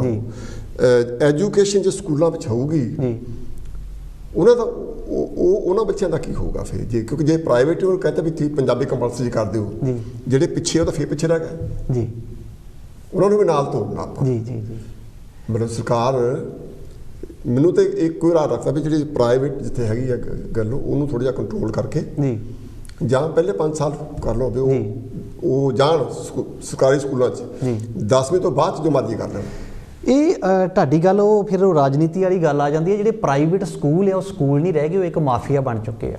ਠੀਕ ਹੈ, ਉਹ ਇੱਕ ਮਾਫੀਆ ਬਣ ਗਏ ਆ ਕਿ ਸਾਡੇ ਲੋਕ ਵੀ ਯੂਜ਼ਡ ਹੋ ਚੁੱਕੇ ਆ ਕਿ ਅਸੀਂ ਵੀ ਜਿੱਦਾਂ ਪਹਿਲਾਂ ਆਪਾਂ ਜ਼ਿਕਰ ਕੀਤਾ ਇਸ ਗੱਲ ਦਾ ਵੀ ਆਪਾਂ ਇੱਕ ਸਟੈਂਡਰਡ ਲੈਵਲ ਬਣਾ ਲਿਆ ਕਿ ਮੇਰਾ ਬੱਚਾ ਇਸ ਸਕੂਲ 'ਚ ਪੜ੍ਹਦਾ ਵਾ, ਤੇ ਉਹ ਹੁਣ ਪ੍ਰਾਈਵੇਟ ਸਕੂਲ ਨਹੀਂ, ਉਹ ਇੱਕ ਮਾਫੀਆ ਵਾ, ਜਿਹਦੇ ਵਿੱਚ ਵੇਖੋ ਜੀ, ਜਿੱਥੇ ਸਰਕਾਰੀ ਸਕੂਲ ਦੇ ਵਿੱਚ ਅਸੀਂ 300 ਜਾਂ 400 ਰੁਪਇਆ ਫੀਸ ਦਿੰਦੇ ਹਾਂ, ਤੇ ਪ੍ਰਾਈਵੇਟ ਸਕੂਲਾਂ 'ਚ 4-4, 5-5 ਹਜ਼ਾਰ ਰੁਪਇਆ ਫੀਸ ਵੀ ਅਸੀਂ ਦਿੰਦੇ ਹਾਂ। ਠੀਕ, ਤੇ ਪਰ ਇਹ ਸਕੂਲਾਂ ਨੂੰ ਇਹ ਕੌਣ ਸ਼ਹਿ ਦੇ ਰਿਹਾ ਜੀ? ਫਿਰ ਉਹ ਗੱਲ ਕਰੀਏ, ਸਰਕਾਰਾਂ ਸ਼ਹਿ ਦੇ ਰਹੀਆਂ ਵਾ। ਜੇ ਇਹਨਾਂ ਨੂੰ ਬੰਦ ਕਰਨਾ ਚਾਹਣ ਤੇ ਇਹ ਰਾਤੋਂ ਰਾਤ ਬੰਦ ਕਰ ਸਕਦੇ ਪ੍ਰਾਈਵੇਟ ਸਕੂਲ, ਪਰ ਉਹਨਾਂ ਨੂੰ ਵੀ ਗੱਫੇ ਆਉਂਦੇ ਆ ਜੀ, ਉਹ ਆਂਦੇ ਚੱਲਣ ਤੋਂ ਜਿੱਦਾਂ ਚੱਲਦਾ ਵਾ। ਗੱਲ ਬੜੀ ਫੇਰ ਸੰਗੀਨ ਹੋਈ, ਆਪਾਂ ਕਰਪਸ਼ਨ ਤੇ ਆ ਜਾਂਦੇ। ਹਾਂਜੀ, ਕਰਪਸ਼ਨ ਤੇ ਆ ਜਾਂਦੇ ਆ। ਤੇ ਉਹ ਗੱਲ ਘੁਮਾ ਕੇ ਜਿੱਦਾਂ ਸਿਆਣੇ ਆਂਦੇ ਆ ਜੀ, ਤੂੰ ਪੌਂਦੀਆਂ ਵਾਲੇ ਬੰਨੇ ਸੌਂ ਜਾ ਜਾਂ ਸਰਾਣੇ ਵਾਲੇ ਬੰਨੇ ਸੌਂ ਜਾ, ਆਂਦੇ ਵੀ ਲੱਕ ਤੇਰਾ ਵਿਚਕਾਰ ਹੀ ਆਉਣਾ ਵਾ। ਉਹ ਘੁਮਾ ਕੇ ਸਾਡਾ ਜਿਹੜਾ ਵਾ ਸਾਡਾ ਸਿਸਟਮ ਤੇ ਗੱਲ ਆ ਜਾਂਦੀ ਆ ਵੀ ਜਦੋਂ ਜਿੰਨਾ ਚਿਰ ਸਾਡਾ ਸਿਸਟਮ ਨਹੀਂ ਸੁਧਰਦਾ, ਉਹਨਾਂ ਚਿਰ ਕੱਲਾ ਬੰਦਾ ਜੇ ਕਹੀਏ ਨਾਰਾ ਮਾਰ ਲੇ ਤੇ ਕੱਲੇ ਬੰਦੇ ਨੂੰ ਨਾਰਾ ਵੱਜਣ ਨਹੀਂ ਦੇਣਾ ਸਰਕਾਰਾਂ ਨੇ, ਕੱਲੇ ਬੰਦੇ ਨੂੰ ਦੱਬ ਲੈਂਦੇ। ਪ੍ਰਵੀਨ ਸੰਧੂ ਜੀ, ਇਸ ਕੰਮ ਲਈ ਆਪਾਂ ਜਿਹੜੀ ਵਿਚਾਰ ਚੱਲਦੀ ਹੈ, ਤੁਸੀਂ ਐਜ਼ ਏ ਪ੍ਰਵੀਨ ਸਿੰਘ ਸੰਧੂ ਕੀ ਰੋਲ ਪਲੇ ਕਰ ਰਹੇ ਹੋ? ਮੇਰਾ ਜਿੱਦਾਂ ਵੱਡੇ ਭਾਜੀ ਮੈਂ ਤੁਹਾਨੂੰ ਇੱਕ ਉਦਾਹਰਨ ਦਿੰਦਾ ਵੀ ਜੰਗਲ 'ਚ ਅੱਗ ਲੱਗ ਗਈ ਤੇ ਉਹ ਚਿੜੀ ਜਿਹੜੀ ਆ ਚੁੰਝ ਨਾਲ ਪਾਣੀ ਪਾਉਂਦੀ ਆ। ਠੀਕ ਆ। ਤੇ ਉਹ ਚਿੜੀ ਨੂੰ ਪੁੱਛਦਾ ਕੋਈ ਵੀ ਇਹ ਤੇਰੀ ਅੱਗ ਬੁਝਾ ਦੂੰਗੀ ਤੂੰ ਜੰਗਲ ਵਾਲੀ ਅੱਗ? ਤੇ ਚਿੜੀ ਦਾ ਜਵਾਬ ਇਹੋ ਹੀ ਵੀ ਜਦੋਂ ਇਤਿਹਾਸ ਵਿੱਚ ਕੋਈ ਗੱਲ ਹੋਊਗਾ ਤੇ ਮੇਰਾ ਨਾਮ ਇਤਿਹਾਸ 'ਚ ਬੋਲਿਆ ਜਾਊਗਾ ਕਿ ਇਹਦੀਆਂ ਵੀ 2 ਚੁੰਝਾਂ ਸੀ। ਤੇ ਆਪਾਂ ਉਹ ਉਪਰਾਲਾ ਕਰ ਰਹੇ ਹਾਂ, ਸੋਚ ਮਨ 'ਚ ਰੱਖੀ ਆ ਵੀ ਨਹੀਂ ਅਸੀਂ ਜਿੱਤਾਂਗੇ। ਬਿਲਕੁਲ। ਉਹ ਮੇਰੇ ਵੱਲੋਂ ਉਪਰਾਲਾ ਜਿਹੜੀ ਮੇਰੀ ਜਿਹੜੀ ਸੁਸਾਇਟੀ ਆ PS art and culture society, ਜਿਹੜੀ ਮੈਂ ਕਲਚਰ ਨੂੰ ਪ੍ਰਮੋਟ ਕਰਦਾ, ਉਹਦੇ ਵਿੱਚ ਮੈਂ ਵੀ ਉਹ ਚੁੰਝਾਂ ਆਪਣੀਆਂ ਲਗਾਤਾਰ ਕੰਟੀਨਿਊਜ਼ ਲਗਾਤਾਰ ਪਾ ਰਿਹਾ ਵਾਂ ਕਿ ਕਿਤੇ ਨਾ ਕਿਤੇ ਜਿਹੜੇ ਆ ਸਾਡੇ ਸਮਾਜ ਨੂੰ ਜਦੋਂ ਠੋਕਰ ਵੱਜੂਗੀ ਜਾਂ ਸਾਡੀਆਂ ਸਰਕਾਰਾਂ ਦਰਬਾਰੇ ਸੁਣੀਆਂ ਜਾਣਗੀਆਂ ਤਾਂ ਉਦੋਂ ਸਾਡਾ ਵੀ ਜ਼ਿਕਰ ਹੋਊਗਾ ਵੀ ਨਹੀਂ ਪਈ ਇਹਨਾਂ ਦਾ ਵੀ ਰੋਲ ਰਿਹਾ। ਚਲੋ ਇਹ ਤਾਂ ਆਪਾਂ ਭਾਸ਼ਾ ਦੇ ਬਾਰੇ ਗੱਲ ਸੀ, ਕਿਉਂਕਿ ਇਹ ਇਦਾਂ ਦੀ ਇੱਕ ਗੱਲਬਾਤ ਹੈਗੀ ਹੈ ਕਿੰਨੇ ਘੰਟੇ ਕਰ ਜਿੰਨੀ ਲੰਮੀ ਲੈ ਜਾਓ ਇਹ ਮੁੱਕਣੀ ਨਹੀਂ ਜੀ। ਚਲੋ ਹੁਣ ਆਪਾਂ ਇਹਨੂੰ ਇੱਕ ਪਾਸੇ ਕਰ ਲੈਂਦੇ ਹਾਂ ਜੀ ਵੀ ਸਾਨੂੰ ਸਾਰਿਆਂ ਰਲ ਕੇ ਪੰਜਾਬੀ ਮਾਂ ਬੋਲੀ ਲਈ ਸਾਨੂੰ ਉਪਰਾਲਾ ਕਰਨਾ ਚਾਹੀਦਾ। ਬਿਲਕੁਲ ਕਰਨਾ ਚਾਹੀਦਾ, ਬਿਲਕੁਲ ਕਰਨਾ ਚਾਹੀਦਾ, ਬਹੁਤ ਜ਼ਰੂਰੀ ਹੈ। ਜੀ ਜੀ। ਇਹਦਾ ਇੱਕ ਉਪਰਾਲਾ ਇਹ ਆ ਕਿ ਲੋਕਾਂ ਨੂੰ ਪੜ੍ਹਨ ਲਈ, ਪੰਜਾਬੀ ਕਿਤਾਬਾਂ ਪੜ੍ਹਨ ਲਈ, ਜੀ ਅਖਬਾਰਾਂ ਪੜ੍ਹਨ ਲਈ ਸਾਨੂੰ ਉਤਸ਼ਾਹਿਤ ਕਰਨਾ ਚਾਹੀਦਾ, ਜੀ ਕਿਉਂਕਿ ਪੰਜਾਬੀ ਦੇ ਵਿੱਚ ਜਾਂ ਪੰਜਾਬੀਆਂ ਵਿੱਚ ਇਹ ਇੱਕ ਘਾਟ ਆ ਕਿ ਅਸੀਂ ਪੜ੍ਹ ਕੇ ਵੀ ਪੰਜਾਬੀ ਨਹੀਂ ਪੜ੍ਹਦੇ। ਜੀ ਜੀ ਜੀ ਜੀ। ਕਿਤਾਬਾਂ ਨਹੀਂ ਪੜ੍ਹਦੇ। ਇਹ ਜਿਹੜੇ ਪੰਜਾਬੀ ਦੇ ਰਾਈਟਰ ਹੈਗੇ ਉਹਨਾਂ ਦਾ ਆਮ ਕਹਿਣਾ ਕਿ ਪੰਜਾਬੀ ਦੀ ਕਿਤਾਬ ਕੋਈ ਖਰੀਦਦਾ ਨਹੀਂ। ਅਖਬਾਰ ਵੀ ਅਸੀਂ ਕਹਿੰਦੇ ਹਾਂ ਇੱਕ ਵਰਕਾ ਮੈਨੂੰ ਫੜਾ ਦੇ, ਜਿੱਦਾਂ ਅਸੀਂ ਪੜ੍ਹਦੇ ਹਾਂ, ਜੇ ਪੜ੍ਹੀਏ ਵੀ। ਬਿਲਕੁਲ ਬਿਲਕੁਲ ਬਿਲਕੁਲ। ਤੇ ਹੁਣ ਆਪਾਂ ਗੱਲ ਨੂੰ ਅੱਗੇ ਤੋੜਦੇ ਹਾਂ ਜੀ। ਇਹ ਤਾਂ ਇੱਕ ਗੱਲ ਹੋ ਗਈ। ਦੂਜੀ ਗੱਲ ਹੈ ਕਿ ਤੁਸੀਂ ਰਾਈਟਰ ਵੀ ਹੋ ਜੀ, ਤੁਸੀਂ ਇੰਨੇ ਸੰਗੀਨ ਕੰਮ ਦੇ ਵਿੱਚੋਂ ਟਾਈਮ ਪਹਿਲਾਂ ਤਾਂ ਕਿੱਦਾਂ ਕੱਢਿਆ ਕਿਤਾਬ ਲਿਖਣ ਦਾ? ਜਿਹੜੀ ਤੁਸੀਂ ਕਿਤਾਬ ਇਹ ਲਿਖੀ ਆ ਜੀ, ਇਹਦੇ ਆਪਾਂ ਥੋੜ੍ਹੀ ਜਿਹੀ ਗੱਲ ਕਰਦੇ ਹਾਂ ਜੀ। ਆਹ ਕਿਤਾਬ ਇਹਨਾਂ ਨੇ ਲਿਖੀ ਆ ਮਾਂ ਦਾ ਪੁਨਰ ਜਨਮ, ਜਿਹੜੀ ਪੰਜਾਬੀ ਭਾਸ਼ਾ ਦੇ ਵਿੱਚ ਜਾਂ ਕਿਸੇ ਵੀ ਭਾਸ਼ਾ ਦੇ ਵਿੱਚ ਇੱਕ ਸੋਚ ਆ ਕਿ ਸਦੀਆਂ ਤੋਂ ਲੈ ਕੇ ਜਦੋਂ ਵੀ ਕਿਸੇ ਨੇ ਮਾਂ ਦੀ ਗੱਲ ਕੀਤੀ ਜਾਂ ਧੀ ਦੀ ਕੀਤੀ ਜਾਂ ਭੈਣ ਦੀ ਕੀਤੀ, ਉਹਨੂੰ ਪ੍ਰਚਲਤਾ ਮਿਲੀ ਆ, ਉਹਨੂੰ ਸਹਿਲਾਇਆ ਗਿਆ। ਬਿਲਕੁਲ। ਕਿਉਂਕਿ ਔਰਤ ਜ਼ਾਤ ਨੇ ਬਹੁਤ ਤਕਲੀਫਾਂ ਝੱਲੀਆਂ। ਬਿਲਕੁਲ। ਸਾਰੇ ਸਮਾਜਾਂ 'ਚ। ਬਿਲਕੁਲ ਸਹੀ ਗੱਲ। ਤੁਸੀਂ ਇਹ ਕਿਤਾਬ ਲਿਖੀ ਪਹਿਲਾਂ, ਸਭ ਤੋਂ ਪਹਿਲਾਂ ਅਗਰ ਔਰਤ ਜ਼ਾਤ ਨੂੰ ਮਾਣ ਦੇਣ ਦੀ ਗੱਲ ਕੀਤੀ ਤਾਂ ਉਹ ਬਹੁਤ ਧਰਮ ਚਾਹੀ। ਉਦੋਂ ਬਾਅਦ ਫਿਰ ਬਾਬੇ ਨਾਨਕ ਦੀ ਗੱਲ ਆ ਗਈ। ਬਿਲਕੁਲ। ਫਿਰ ਉਦੋਂ ਬਾਅਦ 'ਚ ਆਪਾਂ ਕਰ ਸਕਦੇ ਹਾਂ ਸ਼ਿਵ ਕੁਮਾਰ ਬਟਾਲਵੀ ਹੋ ਗਿਆ, ਮਨਮੋਹਨ ਸਿੰਘ ਹੋ ਗਿਆ, ਬਾਕੀ ਜਿਹਨੇ ਵੀ ਮਾਂ ਦੀ ਗੱਲ ਕੀਤੀ, ਮਾਂ ਨੂੰ ਪ੍ਰਮੋਟ ਕਰਨ ਦੀ ਗੱਲ ਕੀਤੀ, ਉਹਨੂੰ ਲੋਕਾਂ ਨੇ ਸਹਿਲਾਇਆ, ਉਹਨੂੰ ਮਾਣ ਪ੍ਰਾਪਤ ਹੋਇਆ। ਤੁਸੀਂ ਵੀ ਮਾਂ ਦੇ ਪੁਨਰ ਜਨਮ ਗੱਲ ਕੀਤੀ ਆ, ਕਿੱਦਾਂ ਵਿਚਾਰ ਬਣਿਆ ਤੁਹਾਡਾ? ਮਾਂ ਦਾ ਪੁਨਰ ਜਨਮ ਜਿਹੜੀ ਮੈਂ ਕਿਤਾਬ ਲਿਖੀ ਆ ਵੱਡੇ ਭਾਜੀ, ਉਹ ਜਿੱਦਾਂ ਇੱਕ ਗੱਲ ਆ ਕਿ ਨਿੱਕੇ ਹੁੰਦੇ ਸੀ ਨਾ, ਆਪਾਂ ਆਂਦੇ ਹੁੰਦੇ ਸੀ, ਆਂਦੇ ਨਿੱਕੇ ਹੁੰਦੇ ਆਂਦੇ ਸੀ ਮਾਂ ਮੇਰੀ ਆ, ਮਾਂ ਮੇਰੀ ਆ, ਤੇ ਵੱਡੇ ਹੋ ਕੇ ਕਹਿਣ ਲੱਗੇ ਮਾਂ ਤੇਰੀ ਆ, ਮਾਂ ਤੇਰੀ ਆ। ਕੀ ਬਾਤ। ਤੇ ਇਹ ਮੇਰੀ ਮਾਤਾ ਦਵਿੰਦਰ ਕੌਰ ਸੰਧੂ, ਇਹਨਾਂ ਦੇ ਬਾਈਪਾਸ ਸਰਜਰੀ ਹੋਈ ਆ ਕੋਵਿਡ ਦੇ ਦਰਮਿਆਨ, ਇਹ ਬਿਮਾਰ ਰਹੇ ਤੇ ਡਾਕਟਰਾਂ ਨੇ ਜਵਾਬ ਦੇ ਦਿੱਤਾ ਸੀ। ਠੀਕ ਹੈ। ਉਹ ਡਾਕਟਰਾਂ ਦੇ ਵੀ ਲੈ ਜਾਓ ਹੁਣ ਸੇਵਾ ਕਰ ਲਓ ਤੁਸੀਂ ਇਹਦੀ ਘਰ ਜਾ ਕੇ, ਇਹ ਸਾਡੇ ਵੱਲੋਂ ਖਤਮ ਆ। ਤੋ ਜਦੋਂ ਵੱਡੇ ਭਾਜੀ ਕਿਸੇ ਮਾਂ ਦੇ ਪੁੱਤ ਨੂੰ ਇਹ ਗੱਲ ਕਹੀ ਜਾਵੇ ਕਿ ਇਹਨੂੰ ਹੁਣ ਮਾਂ ਨੂੰ ਤੂੰ ਲੈ ਜਾ ਘਰੇ, ਇਹ ਖਤਮ ਆ, ਤੇ ਇਹ ਤੇ ਉਹ ਜਾਂ ਰੱਬ ਜਾਂ ਉਹ ਫਿਰ ਪੁੱਤ ਜਾਣਦਾ ਕੀ ਬਣਦਾ, ਕਿਉਂਕਿ ਜਿਹਨੇ ਸਾਨੂੰ ਗਿੱਲਿਓਂ ਸੁੱਕੇ ਕੀਤਾ ਹੋਵੇ ਜੀ, ਤੇ ਉਹ ਮਨ ਦੇ ਵਿੱਚ ਸਾਰੀ ਰੀਲ ਚੱਲਣ ਡੈ ਪੈਂਦੀ ਆ ਕਿ ਮਾਂ ਨੇ ਕਿਸ ਤਰ੍ਹਾਂ ਮੇਰੇ ਨਾਲ ਕੀਤਾ ਸੀ। ਤੇ ਇਹ ਪਰਮੇਸ਼ਰ ਨੇ, ਸਤਿਗੁਰ ਨੇ, ਅਕਾਲ ਪੁਰਖ ਨੇ ਲਾ ਲਓ ਵੀ ਕੋਈ ਅਚੰਭਾ ਕੀਤਾ ਕਿ ਉਹ ਡਾਕਟਰ ਨੇ ਇਹ ਗੱਲ ਮੈਨੂੰ ਕਹਿ ਦਿੱਤੀ ਵੀ ਤੁਸੀਂ ਮਾਂ ਦੇ ਲਾਗੇ ਜੇ 10-15 ਮਿੰਟ ਬਹਿ ਕੇ ਕੋਈ ਪੁਰਾਣੀਆਂ ਗੱਲਾਂ ਛੇੜੀ ਜਾਓ, ਬਚਪਨ ਦੀਆਂ, ਮਾਂ ਦੇ ਵਿਆਹ ਦੀਆਂ ਗੱਲਾਂ, ਤੇ ਖੋਰੇ ਕਿਤੇ ਕੋਈ ਨਾ ਕੋਈ ਮਾਤਾ ਕਿਤੇ ਅੱਖ ਖੋਲ ਲੈ ਜਾਂ ਮਾੜਾ ਮੋਟਾ ਕਿਤੇ ਹੱਥ ਹੁੱਥ ਹਿਲਾ ਦੇ। ਮੈਂ ਲੈ ਕੇ ਸੱਚੇ ਪਾਤਸ਼ਾਹ ਦਾ ਨਾਂ ਡਾਕਟਰ ਨੂੰ ਕਹਿਤਾ ਵੀ ਤੁਸੀਂ ਮੈਨੂੰ ਅੱਧਾ ਘੰਟਾ ਜਿਹੜਾ ICU ਦੇ ਵਿੱਚ ਦੇ ਦਿਆ ਕਰੋ। ਤੇ ਮੈਂ ਉਹ ਬੈੱਡ ਦਾ ਉਹ ਜਿਹੜਾ ਫੋਲਡ ਜਿਹਾ ਕਰ ਦਿੰਦੇ ਬੈੱਡ, ਉਹ ਮੈਂ ਫੋਲਡ ਨਹੀਂ ਕਰਨਾ, ਸਿੱਧਾ ਰਹਿਣ ਦਿੰਦਾ, ਮੈਂ ਪਿੱਛੇ ਬਹਿ ਜਾਣਾ, ਢੋ ਮੈਂ ਆਪਣੀ ਛਾਤੀ ਨਾਲ ਮਾਂ ਦੀ ਲਾ ਲੈਣੀ। ਠੀਕ। ਤੇ ਗੱਲਾਂ ਕਰਦੇ ਰਹਿਣਾ। ਉਹ ਮੇਰੇ 5-7-10 ਦਿਨ ਇੱਦਾਂ ਲੰਘੇ ਤੇ ਮਾਂ ਨੇ ਥੋੜ੍ਹੀ ਜਿਹੀ ਮੂਵਮੈਂਟਸ ਕਰਨੀ ਚਾਲੂ ਕਰ ਦਿੱਤੀ ਬੋਡੀ ਦੀ। ਵਾਹ ਕੀ ਬਾਤ ਹੈ। ਤੇ ਗੱਲਾਂ ਸੁਣਾਉਣੀਆਂ, ਹਾਸੇ ਵਾਲੀਆਂ ਗੱਲਾਂ ਕਰਦੇ ਰਹਿਣਾ। ਤੇ ਉਹ ਲਗਭਗ ਵੱਡੇ ਭਾਜੀ 15-20 ਦਿਨਾਂ ਬਾਅਦ ਮਾਂ ਦੀ ਜਿਹੜੀ ਆ ਨਾ, ਜਿਹੜੀ ਡਾਕਟਰ ਨੇ ਕਹਿਤਾ ਸੀ ਡੈਡ ਆ, ਤੇ ਡਾਕਟਰਾਂ ਦਾ ਨਹੀਂ ਜੀ, ਹੁਣ ਤੁਹਾਡੀ ਮਾਂ 35% ਵਾਪਸ ਮੁੜ ਆਈ ਆ। ਤੇ ਉਹ ਜਿੱਦਾਂ ਕਹਿ ਦਈਏ ਵੀ ਦੁਆ ਵੀ ਕੰਮ ਕਰਦੀ ਆ, ਦੁਆ ਵੀ ਕੰਮ ਕਰਦੀ ਆ। ਤੇ ਉਹ ਜਦੋਂ ਗੱਲ ਤੇ ਬੜੀ ਲੰਮੀ ਆ ਜੀ, ਮੈਂ ਪ੍ਰੋਗਰਾਮ ਦੇ ਮੁਤਾਬਕ ਸ਼ਾਰਟ ਕਰਦਾ ਥੋੜ੍ਹੀ ਜਿਹੀ ਵੀ ਉਹ ਮਾਂ ਠੀਕ ਹੋ ਗਈ। ਤੇ ਮੇਰੇ ਮਨ ਦੇ ਵਿੱਚ ਇਹ ਆਇਆ ਵੀ ਮੈਂ ਕਿਤਾਬ ਲਿਖਾਂ ਕਿ ਮਾਂ ਦਾ ਜਨਮ ਦੁਬਾਰਾ ਕਿੱਦਾਂ ਹੋਇਆ। ਉਹ ਫਿਰ ਮੈਂ ਲਿਖਿਆ ਕਿ ਮਾਂ ਦਾ ਜਿਹੜਾ ਪੁਨਰ ਜਨਮ ਆ, ਇਹਦੇ ਵਿੱਚ ਮੈਂ 10 ਟੌਪਿਕ ਲਿਖੇ ਆ। ਤੇ ਮੈਂ ਆਪਣੇ ਸਰੋਤਿਆਂ ਨੂੰ ਜ਼ਰੂਰ ਇਹ ਗੱਲ ਕਹਾਂਗਾ ਕਿ ਜਿਹੜੇ ਮਾਂ ਨਾਲ ਪਿਆਰ ਕਰਦੇ ਆ ਉਹ ਕਿਤਾਬ ਇਹ ਜ਼ਰੂਰ ਪੜ੍ਹਨਗੇ। ਇਹ ਕਿਤਾਬ ਜਿਹੜੀ ਆ ਔਨਲਾਈਨ ਵੀ ਮਿਲ ਜਾਂਦੀ ਆ, ਤੇ ਮੇਰੇ ਹਿਸਾਬ ਨਾਲ ਇਹ ਕਿਤਾਬ ਪੜ੍ਹਨੀ ਚਾਹੀਦੀ ਸਾਰਿਆਂ ਨੂੰ। ਇਹਦੇ ਵਿੱਚ ਬਹੁਤ ਕੋਸ਼ਿਸ਼ ਕੀਤੀ ਆ ਮੈਂ, ਬਹੁਤ ਸੇਧਾਂ ਦੇਣ ਲਈ ਕਿ ਜਿਹੜੀ ਮਾਂ ਵਾ ਸਾਡੇ ਵਾਸਤੇ ਕੀ ਬਲਿਦਾਨ ਕਰਦੀ ਆ, ਤੇ ਜਿਹੜੇ ਧੀਆਂ ਪੁੱਤੇ ਹੁੰਦੇ ਆ ਉਹਨਾਂ ਨੂੰ ਫੀਡਬੈਕ ਮਾਂ ਦੀ ਕੀ ਦੇਣੀ ਚਾਹੀਦੀ ਆ। ਪ੍ਰਵੀਨ ਸੰਧੂ ਸਾਹਿਬ, ਮੈਂ ਹੋਰ ਵੀ ਗੱਲ ਜ਼ਿਕਰ ਕਰਨਾ ਚਾਹੁੰਦਾ ਕਿਤਾਬ ਦੇ ਬਾਰੇ 'ਚ। ਇੱਕ ਤਾਂ ਕਿਤਾਬ ਇਸ ਕਰਕੇ ਪੜ੍ਹਨੀ ਚਾਹੀਦੀ ਆ ਕਿ ਹਰ ਇੱਕ ਇਨਸਾਨ ਨੂੰ ਮਾਂ ਚਾਹੀਦੀ ਆ। ਹਰ ਇੱਕ ਇਨਸਾਨ ਮਾਂ ਨੂੰ ਮੁਹੱਬਤ ਕਰਦਾ ਜੀ। ਦੂਜੀ ਗੱਲ ਇਹ ਹੈ ਕਿ ਪੰਜਾਬੀ ਦੇ ਰਾਈਟਰ ਉਲਾਂਭਾ ਦਿੰਦੇ ਆ ਕਿ ਪੰਜਾਬੀ ਲੋਕ ਪੰਜਾਬੀ ਨਹੀਂ ਪੜ੍ਹਦੇ। ਜੀ ਜੀ ਜੀ ਜੀ ਅਸੀਂ ਵੀ ਗੱਲ ਪਹਿਲਾਂ ਕਰਕੇ ਹਟੇ ਹਾਂ ਕਿ ਪੰਜਾਬੀ ਭਾਸ਼ਾ ਨੂੰ ਪੜ੍ਹਨਾ ਚਾਹੀਦਾ, ਪੜ੍ਹਨਗੇ ਤਾਂ ਹੀ ਜੇ ਗਵਰਨਮੈਂਟ ਪੜ੍ਹਾਊਗੀ ਤਾਂ। ਤੇ ਪੜ੍ਹਿਆ ਲਿਖਿਆ ਨੂੰ ਖਾਸ ਤੌਰ 'ਤੇ ਇਹ ਜ਼ਰੂਰ ਆ ਕਿ ਵੀ ਉਹ ਕੋਈ ਨਾ ਕੋਈ ਕਿਤਾਬ ਪੜ੍ਹਨ। ਇੱਕ ਤਾਂ ਤੁਸੀਂ ਆਪਣੇ ਜਿਹੜੀ ਤੁਹਾਡੀ ਭਾਸ਼ਾ ਉਹਨੂੰ ਤੁਸੀਂ ਪ੍ਰਮੋਟ ਕਰਦੇ ਆ, ਦੂਜੀ ਗੱਲ ਤੁਹਾਨੂੰ ਜਾਣਕਾਰੀ ਮਿਲਦੀ ਹੈ, ਜਿਹੜੇ ਹੋਰ ਰਾਈਟਰ ਆਉਣ ਵਾਲੇ ਰਾਈਟਰ ਆ ਉਹਨਾਂ ਨੂੰ ਇਨਕਰੇਜਮੈਂਟ ਮਿਲਦੀ ਹੈ ਕਿ ਕਿਤਾਬ ਪੜ੍ਹੀ ਜਾ ਰਹੀ ਆ। ਤੇ ਮਾਂ ਤੋਂ ਵੱਧ ਕੋਈ ਕਿਸੇ ਇਨਸਾਨ ਦੇ ਵੀ ਨੇੜੇ ਨਹੀਂ ਹੁੰਦਾ। ਬਿਲਕੁਲ ਜੀ। ਸਭ ਤੋਂ ਵੱਧ ਮਾਂ ਦਾ ਦਰਜਾ ਹੁੰਦਾ, ਬਾਪ ਦਾ ਵੀ ਉਨਾ ਹੀ ਹੁੰਦਾ, ਲੇਕਿਨ ਮਾਂ ਨੂੰ ਇਸ ਕਰਕੇ ਪਹਿਲਾਂ ਕਹਿੰਦੇ ਕਿਉਂਕਿ ਮਾਂ ਨੇ ਬਹੁਤ ਸਫ਼ਰ ਕੀਤਾ। ਬਿਲਕੁਲ। ਜਿਹੜੀ ਮਾਂ ਆ, ਜਦੋਂ ਉਹ ਭੈਣ ਸੀ ਜੀ ਉਦੋਂ ਭਰਾਵਾਂ ਦਾ ਰੂਪ ਸੀ। ਹਾਂਜੀ ਹਾਂਜੀ ਬਿਲਕੁਲ ਜੀ, ਭਰਾਵਾਂ ਦਾ ਰੂਪ ਸੀ। ਜਦੋਂ ਉਹ ਬੱਚੀ ਸੀ ਉਦੋਂ ਪਿਓ ਦਾ ਰੂਪ ਸੀ। ਬਿਲਕੁਲ ਜੀ। ਤੇ ਜਦੋਂ ਵਿਆਹ ਹੋ ਜਾਂਦਾ ਫਿਰ ਉਹਦੇ ਹਸਬੈਂਡ ਦਾ ਰੂਪ ਰਹਿੰਦਾ। ਬਿਲਕੁਲ ਜੀ ਬਿਲਕੁਲ। ਤੇ ਉਹ ਜੇ ਹਸਬੈਂਡ ਤੋਂ ਥੋੜੇ ਇੱਕ ਪਾਸੇ ਨੇ ਹੁੰਦੀ ਹੈ ਤੇ ਫਿਰ ਬੱਚਿਆਂ ਦਾ ਰੂਪ ਹੋ ਜਾਂਦਾ। ਉਹਦੀ ਸਾਰੀ ਜ਼ਿੰਦਗੀ ਅੰਡਰ ਪ੍ਰੈਸ਼ਰ ਨਿਕਲ ਜਾਂਦੀ ਹੈ। ਇਸ ਕਰਕੇ ਮਾਂ ਨੂੰ ਮੁਹੱਬਤ ਜਿਹੜੇ ਕਰਦੇ ਲੇਕਿਨ ਸ਼ੋਅ ਘੱਟ ਕਰਦੇ ਆ। ਬਿਲਕੁਲ ਜੀ। ਇਸ ਕਰਕੇ ਜਿਹੜੀ ਇਹ ਕਿਤਾਬ ਆ ਇਹਨੂੰ ਇੰਨਾ ਪੜ੍ਹੋ ਕਿ ਬਈ ਕਿਤਾਬ ਕਹੇ ਤੇ ਤੁਹਾਡਾ ਧੰਨਵਾਦ ਜੀ। ਤੇ ਬਹੁਤ ਨਾ ਤੁਸੀਂ ਬਹੁਤ ਵਧੀਆ ਲਿਖਿਆ ਕਿਤਾਬ। ਹਾਂਜੀ, ਇਹ ਐਮਾਜ਼ੋਨ ਤੇ ਵੀ ਅਵੇਲੇਬਲ ਹੈ ਜੀ, ਜਿਹੜੇ ਕੋਈ ਇੰਟਰਸਟ ਲੈ ਸਕਦੇ ਆ ਜੀ।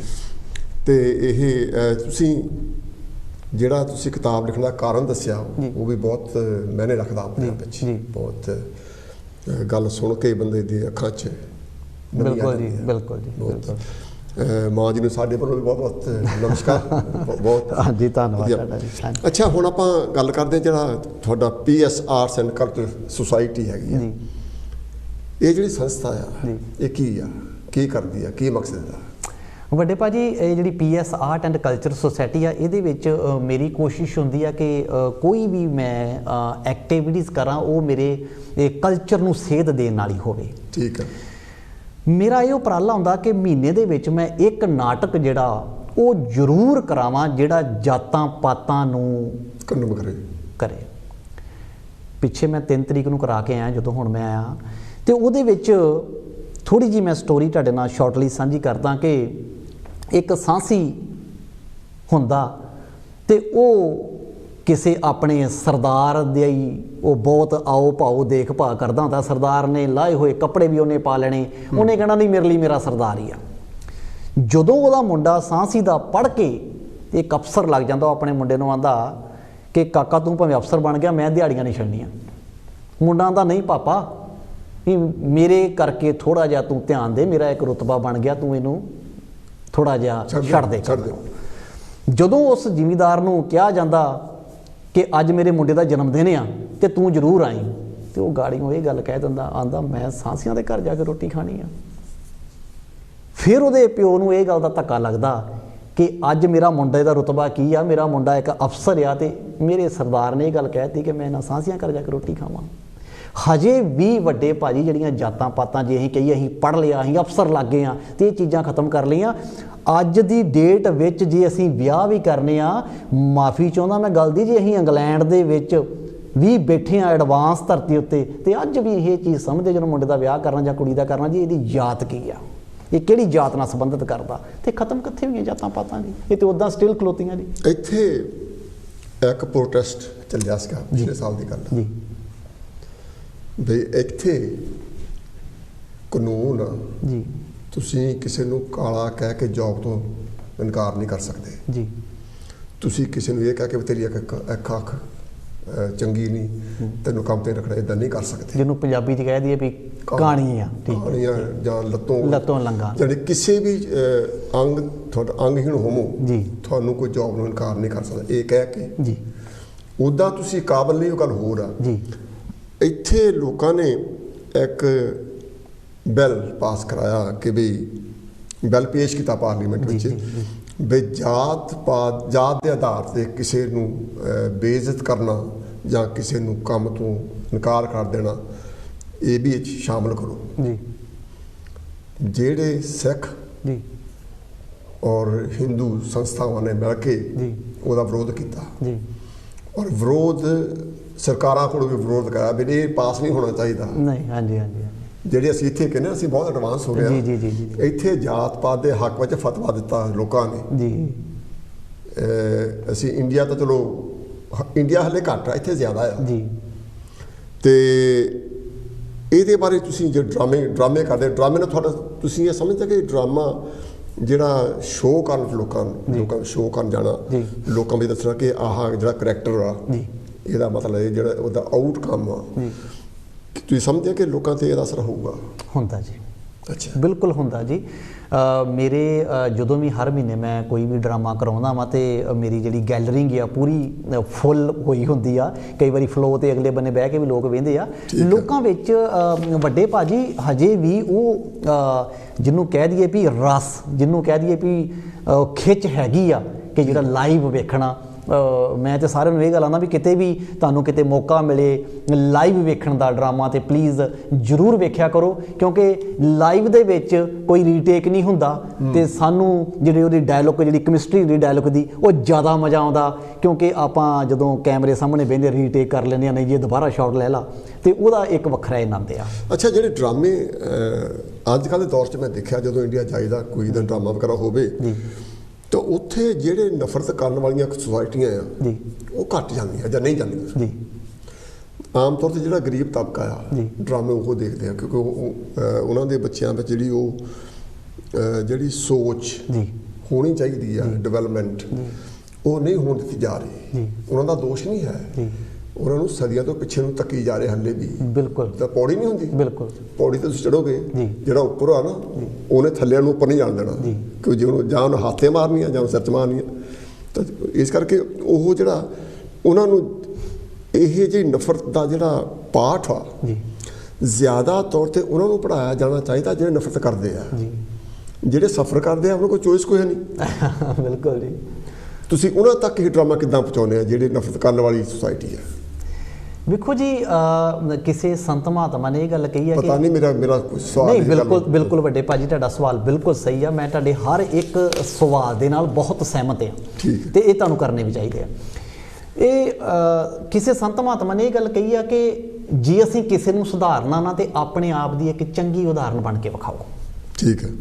ਜੇ ਅਸੀਂ ਆਪ ਚੰਗੇ ਹੋਵਾਂਗੇ ਨਾ ਤੇ ਅਗਲਾ ਸਾਡੇ ਤੋਂ ਪ੍ਰੇਰਿਤ ਹੁੰਦਾ, ਤੇ ਜੇ ਅਸੀਂ ਆਪ ਹੀ ਜਾਤਾਂ ਪਾਤਾਂ ਦੀਆਂ ਗੱਲਾਂ ਕਰੀ ਜਾਵਾਂਗੇ ਤੇ ਅਗਲੇ ਨੂੰ ਕੀ ਉਦਾਹਰਨ ਦੇ ਸਕਣਾ। ਤੇ ਮੈਂ ਆਨਾ ਵੀ ਪਹਿਲਾਂ ਸਾਨੂੰ ਆਪਣੇ ਆਪ ਨੂੰ ਖੁਦ ਨੂੰ ਸੁਧਾਰ ਲੈਣਾ ਚਾਹੀਦਾ, ਤੇ ਫਿਰ ਅਗਲਾ ਕੁਛ ਆਪਣੇ ਸਾਡੀ ਜਿਹੜੀ ਐਗਜ਼ੈਂਪਲ ਵੇਖ ਕੇ ਉਹ ਵੀ ਸੋਚਦਾ ਕਿ ਨਹੀਂ ਯਾਰ, ਇਹ ਤੇ ਬੰਦਾ ਇਸ ਤਰ੍ਹਾਂ ਦੀ ਨਹੀਂ ਸੋਚ ਰੱਖਦਾ, ਤੇ ਮੈਨੂੰ ਵੀ ਸੋਚ ਬਦਲਣੀ ਚਾਹੀਦੀ ਆ।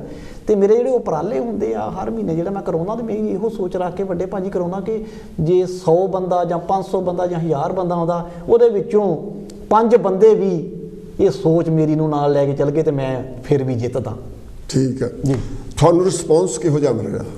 ਰਿਸਪੌਂਸ ਬਹੁਤ ਵਧੀਆ ਜੀ, ਬਹੁਤ ਵਧੀਆ ਰਿਸਪੌਂਸ ਮਿਲਦਾ ਮੈਨੂੰ। ਪਹਿਲਾਂ ਜਦੋਂ ਮੈਂ ਸ਼ੁਰੂ ਕੀਤੇ ਸੀ ਭਾਜੀ ਗੁਰਸ਼ਰਨ ਭਾਜੀ ਦੇ ਨਾਲ, ਉਹ ਮੇਰੇ ਉਸਤਾਦ ਆ ਗੁਰਸ਼ਰਨ ਭਾਜੀ ਜੀ, ਤੇ ਜਦੋਂ ਕੀਤੇ ਸੀ ਉਦੋਂ ਅਸੀਂ ਪਿੰਡਾਂ ਦੇ ਵਿੱਚ, ਛੋਟਾ ਸੀ ਉਦੋਂ ਮੈਂ, ਤੇ ਪਿੰਡਾਂ ਦੇ ਵਿੱਚ ਜਾ ਕੇ ਸੱਥਾਂ ਚਾਹੀ ਕਰਨੇ। ਤੇ ਹੁਣ ਸਮੇਂ ਦੇ ਮੁਤਾਬਕ ਬਦਲਣਾ ਚਾਲੂ ਹੋ ਗਿਆ, ਥੀਏਟਰ ਆ ਗਏ ਆ, ਹੁਣ ਚੰਡੀਗੜ੍ਹ ਦੇ ਵਿੱਚ ਟੈਗੋਰ ਆ ਗਿਆ ਵਾ, ਪੰਜਾਬ ਕਲਾ ਭਵਨ ਹੋ ਗਿਆ, ਪੰਜਾਬ ਕਿਤੇ ਬਥੇਰੇ ਬਣ ਕੇ ਥੀਏਟਰ, ਜਿੱਥੇ ਤੁਸੀਂ ਹਾਇਰ ਕਰ ਲਓ, ਜਿੱਥੇ ਮਰਜ਼ੀ ਕਰ ਲਓ, ਲੋਕ ਆ ਜਾਂਦੇ ਵਿੱਚ। ਜਿਹੜੇ ਡਰਾਮੇ ਤੁਸੀਂ ਕਰਦੇ ਆ ਜੀ, ਪ੍ਰੋਮ ਕਿੱਦਾਂ ਉਹ ਲਿਖਦੇ ਤੁਹਾਨੂੰ, ਕਿੱਦਾਂ ਤੁਹਾਨੂੰ ਪਤਾ ਲੱਗਦਾ ਤੁਸੀਂ ਕਿੱਥੇ ਜਾ ਕੇ ਡਰਾਮਾ ਕਰਦੇ? ਤੁਸੀਂ ਆਮ ਲੋਕਾਂ ਨਾਲ ਜਾਂਦੇ ਆ ਜਾਂ ਥੀਏਟਰ 'ਚ ਕਰਦੇ ਆ? ਨਹੀਂ, ਥੀਏਟਰ 'ਚ ਕਰਦੇ ਅਸੀਂ। ਥੀਏਟਰ 'ਚ ਕਰਦੇ ਹੁਣ ਆਮ ਲੋਕਾਂ ਵਾਲਾ ਨਹੀਂ ਕੰਮ ਰਹਿ ਗਿਆ ਜੀ, ਜਿੱਦਾਂ ਹੁਣ ਪਿੰਡਾਂ 'ਚ ਜਾ ਕੇ ਵਾਲਾ ਕੰਮ ਨਹੀਂ, ਹੁਣ ਥੀਏਟਰ 'ਚ ਹੀ ਲੋਕ ਪਸੰਦ ਕਰਦੇ ਆ। ਕਿਉਂਕਿ ਜਿਹੜੇ ਭਾਜੀ ਗੁਰਸ਼ਰਨ ਸਿੰਘ ਸੀਗੇ ਉਹਨਾਂ ਨੇ ਲੋਕਾਂ 'ਚ ਕੀਤੇ, ਲੋਕਾਂ 'ਚ ਉਹਨਾਂ ਦੇ ਡਰਾਮੇ। ਉਦੋਂ ਸਮਾਂ ਹੋਰ ਸੀ, ਉਹ ਸਮਾਂ ਹੋਰ ਸੀ ਜੀ। ਤੇ ਮੈਨੂੰ ਯਾਦ ਆ ਸਾਡੇ ਸਕੂਲ ਟਾਈਮ ਤੇ ਸਾਡੇ ਪਿੰਡ ਦੇ ਨਾਲ ਸੀਗਾ ਹਰਕ੍ਰਿਸ਼ਨ ਸਿੰਘ ਸਰਜੀਤ ਜੀ, ਹਾਂਜੀ, ਉਹਨਾਂ ਦਾ ਸੰਪਰਕ ਸੀ ਆਪਸ ਵਿੱਚ, ਸ਼ਾਇਦ ਕਾਮਰੇਡ ਰਹੇ ਸੀ ਉਹ। ਹਾਂਜੀ, ਠੀਕ ਹੈ। ਉਹ ਨਾਲ ਲੈ ਕੇ ਡਰਾਮੇ ਵਗੈਰਾ ਦੇਖਦੇ ਰਹੇ ਅਸੀਂ। ਜਿਹੜਾ ਵਰਕਿੰਗ ਕਲਾਸ ਸੁਸਾਇਟੀ ਆ, ਜਿਨ੍ਹਾਂ ਨੂੰ ਅੱਗੇ ਤੋਰਨ ਦੀ ਲੋੜ ਆ, ਜਿਨ੍ਹਾਂ ਨੂੰ ਹੈਲਪ ਚਾਹੀਦੀ ਆ ਸਮਝਣ ਦੀ, ਅੱਗੇ ਤੋਰਨ ਲਈ ਕਿੱਦਾਂ ਅੱਗੇ ਤੋਰਿਆ ਜਾਵੇ, ਉਹਨਾਂ ਤੱਕ ਤੁਹਾਡਾ ਡਰਾਮਾ ਕਿੱਦਾਂ ਪਹੁੰਚਦਾ? ਕੀ ਉਹਨਾਂ ਨੂੰ ਤੁਸੀਂ ਐਨਕਰੇਜ ਕਰਦੇ ਆ ਵੀ ਆਓ ਥੀਏਟਰ 'ਚ ਡਰਾਮਾ ਦੇਖਣ? ਉਹਨਾਂ ਤੱਕ ਕਿੱਦਾਂ ਸੁਨੇਹਾ ਪਹੁੰਚਾਉਂਦੇ ਤੁਸੀਂ? ਵੱਡੇ ਭਾਜੀ ਕਿਉਂਕਿ ਮੈਂ ਬਹੁਤ ਜ਼ਰੂਰੀ ਸਮਝਦਾ ਕਿ ਜਿਹਨੂੰ ਲੋੜ ਆ ਦੁਆ ਉਹਨੂੰ ਦੇਣੀ ਚਾਹੀਦੀ, ਜਿਹੜਾ ਬਿਮਾਰ ਆ। ਬਿਲਕੁਲ ਬਿਲਕੁਲ। ਜਿਹੜਾ ਬਿਮਾਰ ਕਰਨ ਵਾਲਾ ਉਹ ਤਾਂ ਜਿਹੜਾ ਡੋਜ਼ ਆ ਉਹ ਦੇ ਰਿਹਾ ਬਿਮਾਰ ਆ ਲੋਕ ਜੀ, ਤੇ ਉਹਨਾਂ ਤੱਕ ਕਿੱਦਾਂ ਸੁਨੇਹਾ ਪਹੁੰਚਿਆ ਜਾਂ ਕਿੱਦਾਂ ਤੁਸੀਂ ਪਹੁੰਚਾਉਂਦੇ ਆ ਜਾਂ ਕਿੱਦਾਂ ਪਹੁੰਚਾਇਆ ਜਾ ਸਕਦਾ? ਜਿਹੜਾ ਸੁਨੇਹਾ ਪਹੁੰਚਾਉਣਾ ਨਾ ਅੱਜ ਦੀ ਡੇਟ ਵਿੱਚ ਮੇਰੀ ਸੋਚ ਦੇ ਮੁਤਾਬਕ ਉਹ ਬਹੁਤ ਈਜ਼ੀ ਹੋ ਚੁੱਕਿਆ। ਉਹ ਇਸ ਤਰ੍ਹਾਂ ਜੀ, ਹਰ ਇੱਕ ਬੰਦੇ ਕੋਲ ਮੋਬਾਈਲ ਆ। ਜਦੋਂ ਕੋਈ ਵੀ ਤੁਸੀਂ ਪੋਸਟ ਕਿਸੇ ਵੀ ਸੋਸ਼ਲ ਮੀਡੀਆ ਤੇ ਪਾਉਂਦੇ, ਜਾਂ ਇੰਸਟਾ ਤੇ ਪਾ ਦਿੰਦੇ, ਜਾਂ FB ਤੇ ਪਾ ਦਿੰਦੇ, ਜਾਂ ਕਿਸੇ WhatsApp ਤੇ ਪਾ ਦਿੰਦੇ ਆ, ਤੇ ਵੇਖੋ ਜੀ ਇੰਡੀਆ ਦੇ ਵਿੱਚ ਵੀ ਜੇ ਆਪਾਂ ਪੰਜਾਬ ਦੀ ਗੱਲ ਕਰੀਏ, ਆਪਾਂ ਪੰਜਾਬ ਤੋਂ ਆ, ਤੇ ਇਹੋ ਜਿਹਾ ਘਰ ਕੋਈ ਨਹੀਂ ਹੈਗਾ ਜਿੱਥੇ ਮੋਬਾਈਲ ਘਰ ਦੇ ਵਿੱਚ ਇੱਕ ਦੋ ਦੋ ਤਿੰਨ ਨਾ ਹੋਣ। ਤੇ ਉਹ ਸੌਖਾ ਤਰੀਕਾ ਹੋ ਗਿਆ ਇਹ ਸੋਸ਼ਲ ਮੀਡੀਆ ਕਰਕੇ ਕਿ ਇੱਕ ਤੁਸੀਂ ਪੋਸਟ ਪਾ ਦਿਓ, ਹਰ ਇੱਕ ਬੰਦਾ ਵੇਖ ਲੈਂਦਾ ਵੀ ਫਲਾਨੀ ਜਗ੍ਹਾ ਤੇ ਨਾਟਕ ਹੋ ਰਿਹਾ। ਕਦੀ ਤੁਸੀਂ ਇਹ ਅਹਿਸਾਸ ਕੀਤਾ ਕਿ ਜਿਹੜੀ ਤੁਹਾਡੀ ਆਡੀਅנס ਹੈਗੀ ਆ, ਉਹਦੇ ਵਿੱਚ ਜਿਹੜੇ ਲੋਕ ਆਏ ਆ ਆਡੀਅנס ਬਣ ਕੇ, ਉਹ ਸਾਰੀਆਂ ਸੁਸਾਇਟੀਆਂ ਵਿੱਚੋਂ ਆ ਜਾਂ ਐਂਟਰਟੇਨਮੈਂਟ ਹੀ ਦੇਖਣਾ ਆ? ਸਾਰੀਆਂ ਸੁਸਾਇਟੀਆਂ ਦੇ ਵਿੱਚ ਹੁੰਦੇ ਆ। ਪਰ ਮੈਨੂੰ ਉਦੋਂ ਬੜੀ ਵੱਡੇ ਭਾਜੀ ਖੁਸ਼ੀ ਹੁੰਦੀ ਆ ਕਿ ਕਈ ਵਾਰੀ ਮੈਂ ਵੀ ਜਦੋਂ ਡਰਾਮਾ ਵੇਖਦਾ, ਮੈਂ ਪਹਿਲੀਆਂ ਦੇ ਅਗਲੇ ਬੰਨੇ ਮੈਂ ਵੇਖ ਕੇ ਭਾਵੇਂ ਮੈਂ ਹੀ ਅਰੇਂਜਮੈਂਟ ਕਰਦਾ, ਪਰ ਮੇਰੀ ਹੁੰਦੀ ਵੀ ਮੈਂ ਪੂਰਾ ਡਰਾਮਾ ਜਿਹੜਾ ਆਪ ਖੁਦ ਬਹਿ ਕੇ ਵੇਖਾਂ। ਤੇ ਜਦੋਂ ਮੈਂ ਪਿੱਛੇ ਧਿਆਨ ਮਾਰਦਾ ਆਡੀਅנס ਦੇ ਵਿੱਚ, ਤੇ ਵਾਕਿਆ ਹੀ ਜੀ ਉਹ ਗਮੀ ਦਾ ਕਿਰਦਾਰ ਆ, ਤੇ ਲੋਕਾਂ ਦੀਆਂ ਅੱਖਾਂ ਨਮ ਹੁੰਦੀਆਂ, ਕਿਉਂਕਿ ਤੁਹਾਨੂੰ ਇਹ ਡਿਪੈਂਡ ਕਰਦਾ ਵਾ ਤੁਹਾਡਾ ਕਲਾਕਾਰ ਜਿਹੜਾ ਅਗਲੇ ਬੰਨੇ ਕਰ ਰਿਹਾ ਉਹ ਕਿਰਦਾਰ ਨੂੰ ਕਿਸ ਢੰਗ ਨਾਲ ਕਰ ਰਿਹਾ। ਤੇ ਜਦੋਂ ਐਰਕੀ ਮੈਂ 3 ਤਰੀਕ ਨੂੰ ਕਰਾ ਕੇ ਆਇਆ ਸੀ ਦਸੰਬਰ ਦੀ, ਤੇ ਉਹ ਜਾਤਾਂ ਪਾਤਾਂ ਦੇ ਨਾਂ ਤੇ ਹੀ, ਪਰ ਉਹ ਜਦੋਂ ਮੈਂ ਪਿੱਛੇ ਬੀਬੀਆਂ ਵੇਖੀਆਂ ਜਾਂ ਹਰ ਇੱਕ ਚੀਜ਼ ਦੇ, ਹਰ ਇੱਕ ਦੀ ਅੱਖ ਨਮ ਹੀ ਵੀ ਨਹੀਂ, ਇੱਦਾਂ ਨਹੀਂ ਹੋਣੀ ਚਾਹੀਦੀ, ਸਾਨੂੰ ਬਦਲਣਾ ਚਾਹੀਦਾ। ਤੇ ਮੇਰੇ ਲਈ ਇਹ ਬੜੀ ਖੁਸ਼ੀ ਜਿਹੜੀ ਭਾਵੇਂ ਉਹ ਅੱਖਾਂ ਉਹਨਾਂ ਦੀਆਂ ਨਮ ਹੀ, ਪਰ ਮੇਰੇ ਮਨ 'ਚ ਖੁਸ਼ੀ ਸੀ ਵੀ ਇਹਨਾਂ ਤੇ ਅਸਰ ਉਹ ਚੀਜ਼ ਦਾ ਹੋਇਆ ਜੀ। ਅੱਛਾ ਪ੍ਰਵੀਨ ਜੀ, ਆਪਣੇ ਕੋਲ ਤਕਰੀਬਨ 10-12 ਮਿੰਟ ਰਹਿ ਗਏ, ਬਹੁਤ ਜਲਦੀ ਨਿਕਲ ਗਿਆ ਜੀ। ਮੈਂ ਨਾ 1-2 ਮਿੰਟ ਵਿੱਚ ਮੈਂ ਚਾਹੁੰਦਾ ਕਿ ਤੁਸੀਂ ਹੋ ਸਕਦਾ, ਕਿਉਂਕਿ ਆਪਾਂ ਪਹਿਲਾਂ ਨਹੀਂ ਜਾਣਦੇ ਸੀ, ਪਹਿਲਾਂ ਮੈਂ ਤੁਹਾਨੂੰ ਨਹੀਂ ਮਿਲਿਆ ਸੀਗਾ, ਆਪਾਂ ਹੁਣੇ ਮਿਲੇ ਆ, ਹੋ ਸਕਦਾ ਮੈਂ ਤੁਹਾਡੀ ਜ਼ਿੰਦਗੀ ਦੇ ਬਾਰੇ 'ਚ ਜਾਂ ਕਿਸੇ ਪਹਿਲੂ 'ਤੇ ਮੈਂ ਗੱਲ ਨਾ ਕਰ ਸਕਿਆ ਹੋਵਾਂ। ਮੈਂ ਚਾਹੁੰਦਾ 1-2 ਮਿੰਟ ਵਿੱਚ, 2-3 ਮਿੰਟ ਵਿੱਚ ਤੁਸੀਂ ਟਾਈਮ ਲੈ ਕੇ ਫ੍ਰੀਲੀ ਆਪਣੀ ਜ਼ਿੰਦਗੀ ਬਾਰੇ ਜਿਹੜੀ ਗੱਲ ਤੁਸੀਂ ਲੋਕਾਂ ਤੱਕ ਪਹੁੰਚਾਉਣੀ ਚਾਹੁੰਦੇ ਆ ਤੁਸੀਂ ਕਹਿ ਸਕਦੇ ਆ। ਵੱਡੇ ਭਾਜੀ, ਲਗਭਗ ਜਿਹੜਾ ਰਾਈਟਰ ਹੁੰਦਾ ਉਹਦੀ ਜ਼ਿੰਦਗੀ ਜਿਹੜੀ ਹੁੰਦੀ ਉਹ ਇੱਕ ਕਿਤਾਬ ਦੀ ਤਰ੍ਹਾਂ ਖੁੱਲ੍ਹੀ ਹੁੰਦੀ ਆ, ਉਹ ਸਾਰੇ ਉਹਨੂੰ ਜਾਣਦੇ ਹੁੰਦੇ ਆ। ਪਰ ਮੇਰਾ ਜਿਹੜਾ ਜੇ ਤੁਹਾਡੇ ਕਾਂਚੀ TV ਦੇ ਮਾਧਿਅਮ ਰਾਹੀਂ ਜੇ ਮੈਂ ਕੁਝ ਕਹਿਣਾ ਚਾਹੁੰਦਾ, ਤੇ ਮੈਂ ਇਹੋ ਹੀ ਸਾਰਿਆਂ ਨੂੰ ਕਹਾਂਗੇ ਕਿ ਕਿਰਪਾ ਕਰਕੇ ਸਾਰੇ ਆਪਣੀ ਪੰਜਾਬੀ ਮਾਂ ਬੋਲੀ ਨਾਲ ਜੁੜੋ, ਮਾਂ ਨਾਲ ਪਿਆਰ ਕਰੋ, ਪੰਜਾਬੀ ਲਿਖੋ, ਪੰਜਾਬੀ ਪੜ੍ਹੋ। ਮੇਰਾ ਕਹਿਣ ਦਾ ਇਹ ਮਤਲਬ ਬਿਲਕੁਲ ਨਹੀਂ ਹੈਗਾ ਕਿ ਤੁਸੀਂ ਦੂਜੀਆਂ ਭਾਸ਼ਾਵਾਂ ਨੂੰ ਪੜ੍ਹਨਾ ਨਹੀਂ ਆ ਜਾਂ ਦੂਜੀਆਂ ਭਾਸ਼ਾਵਾਂ ਤੁਸੀਂ ਬੋਲਣੀਆਂ ਨਹੀਂ ਹੈਗੀਆਂ, ਪਰ ਕੋਸ਼ਿਸ਼ ਜਿਹੜੀ ਆਪਾਂ ਉਹ ਕਰੀਏ ਕਿ ਜਦੋਂ ਆਪਾਂ ਪਰਿਵਾਰ ਦੇ ਵਿੱਚ, ਜਿਹੜਾ ਬਾਹਰਲੀਆਂ ਕੰਟਰੀਆਂ 'ਚ ਅਸੀਂ ਬੈਠੇ ਹਾਂ, ਜਿੱਦਾਂ ਪਰਿਵਾਰ 'ਚ ਬੈਠੇ ਹਾਂ, ਤੇ ਪਰਿਵਾਰ ਵਿੱਚ ਇੱਕ ਦੂਜੇ ਨਾਲ ਪੰਜਾਬੀ 'ਚ ਗੱਲਬਾਤ ਜ਼ਰੂਰ ਆਪਾਂ ਕਰੀਏ। ਮੇਰੀ ਭੈਣ ਰਹਿੰਦੀ ਹੈ ਇੱਥੇ ਲੰਡਨ ਦੇ ਵਿੱਚ, ਹਲਿੰਟਨ ਦੇ ਵਿੱਚ, ਤੇ ਜਦੋਂ ਮੈਂ ਬੱਚਿਆਂ ਨਾਲ ਗੱਲ ਪੰਜਾਬੀ 'ਚ ਕਰਦਾ, ਮੈਂ ਆਪਣੇ ਘਰ ਦੀ ਗੱਲ ਕਰਨ ਲੱਗਾ, ਤੇ ਉਹ ਬੱਚੇ ਪੰਜਾਬੀ ਸਮਝਦੇ ਆ, ਪਰ ਬੋਲਣ ਵਿੱਚ ਥੋੜ੍ਹਾ ਜਿਹਾ ਕਈ ਵਾਰੀ ਉਹਨਾਂ ਨੂੰ ਉਹ ਝਿਜਕਾਉਂਦੇ ਆ। ਤੇ ਜਦੋਂ ਮੈਂ ਆਪਣੀ ਭੈਣ ਨਾਲ ਗੱਲ ਕਰਦਾ ਹਾਂ ਤਾਂ ਉਹ ਆਂਦੀ ਵੀ ਕਲਚਰ ਹੀ ਇੱਦਾਂ ਦਾ ਮੇਰੇ ਵੀਰ, ਇਹ ਕਿਤੇ ਫਰੈਂਡ ਸਰਕਲ 'ਚ ਵੀ ਬਹਿੰਦੇ ਆ ਤੇ ਇਹ ਅੰਗਰੇਜ਼ੀ 'ਚ ਹੀ ਗੱਲ ਕਰਦੇ ਆ। ਤੇ ਮੈਂ ਸਾਰਿਆਂ ਨੂੰ ਕਾਂਚੀ TV ਦੇ ਮਾਧਿਅਮ ਨਾਲ ਇਹੋ ਗੱਲ ਕਹਿਣਾ ਚਾਹੁੰਦਾ ਕਿ ਪੰਜਾਬੀ ਮਾਂ ਬੋਲੀ ਨੂੰ ਆਪਾਂ ਨਾ ਵਿਸਾਰੀਏ।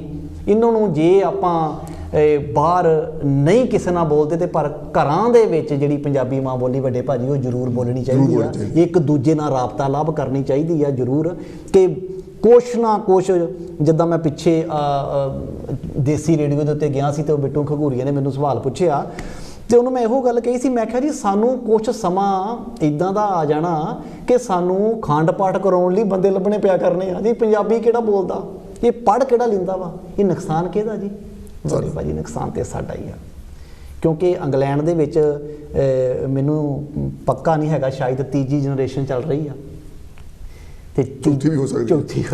ਤੇ ਉਹਦੇ ਵਿੱਚ ਇਹ ਗੱਲ ਵੀ ਡੇ ਬਾਈ ਡੇ ਸਾਡੀ ਜਿਹੜੀ ਘਰਾਂ ਦੇ ਵਿੱਚੋਂ ਪੰਜਾਬੀ ਖਤਮ ਹੁੰਦੀ ਜਾ ਰਹੀ ਆ। ਤੇ ਮੈਂ ਆਪਣੀ ਗੱਲ ਕਰਦਾ ਜੀ, ਜੀਜਾ ਮੇਰਾ ਜਦੋਂ ਕਿਤੇ ਆਉਂਦਾ ਉਹ ਵੀ ਬੱਚਿਆਂ ਦੇ ਨਾਲ ਅੰਗਰੇਜ਼ੀ 'ਚ ਗੱਲ ਕਰਦੇ ਤੇ ਮੈਂ ਕਈ ਵਾਰੀ ਟੋਕੂੰਗਾ ਵੀ ਘਰ ਦੇ ਵਿੱਚ ਤੇ ਤੁਸੀਂ ਪੰਜਾਬੀ ਬੋਲੋ ਨਹੀਂ, ਪਰ ਜਿਹੜੇ ਬੱਚਿਆਂ ਦਾ ਜਿਹੜਾ ਕੰਮ ਆ ਜੀ, ਜਿਹੜੇ ਬੱਚੇ ਇੱਥੇ ਇੱਕ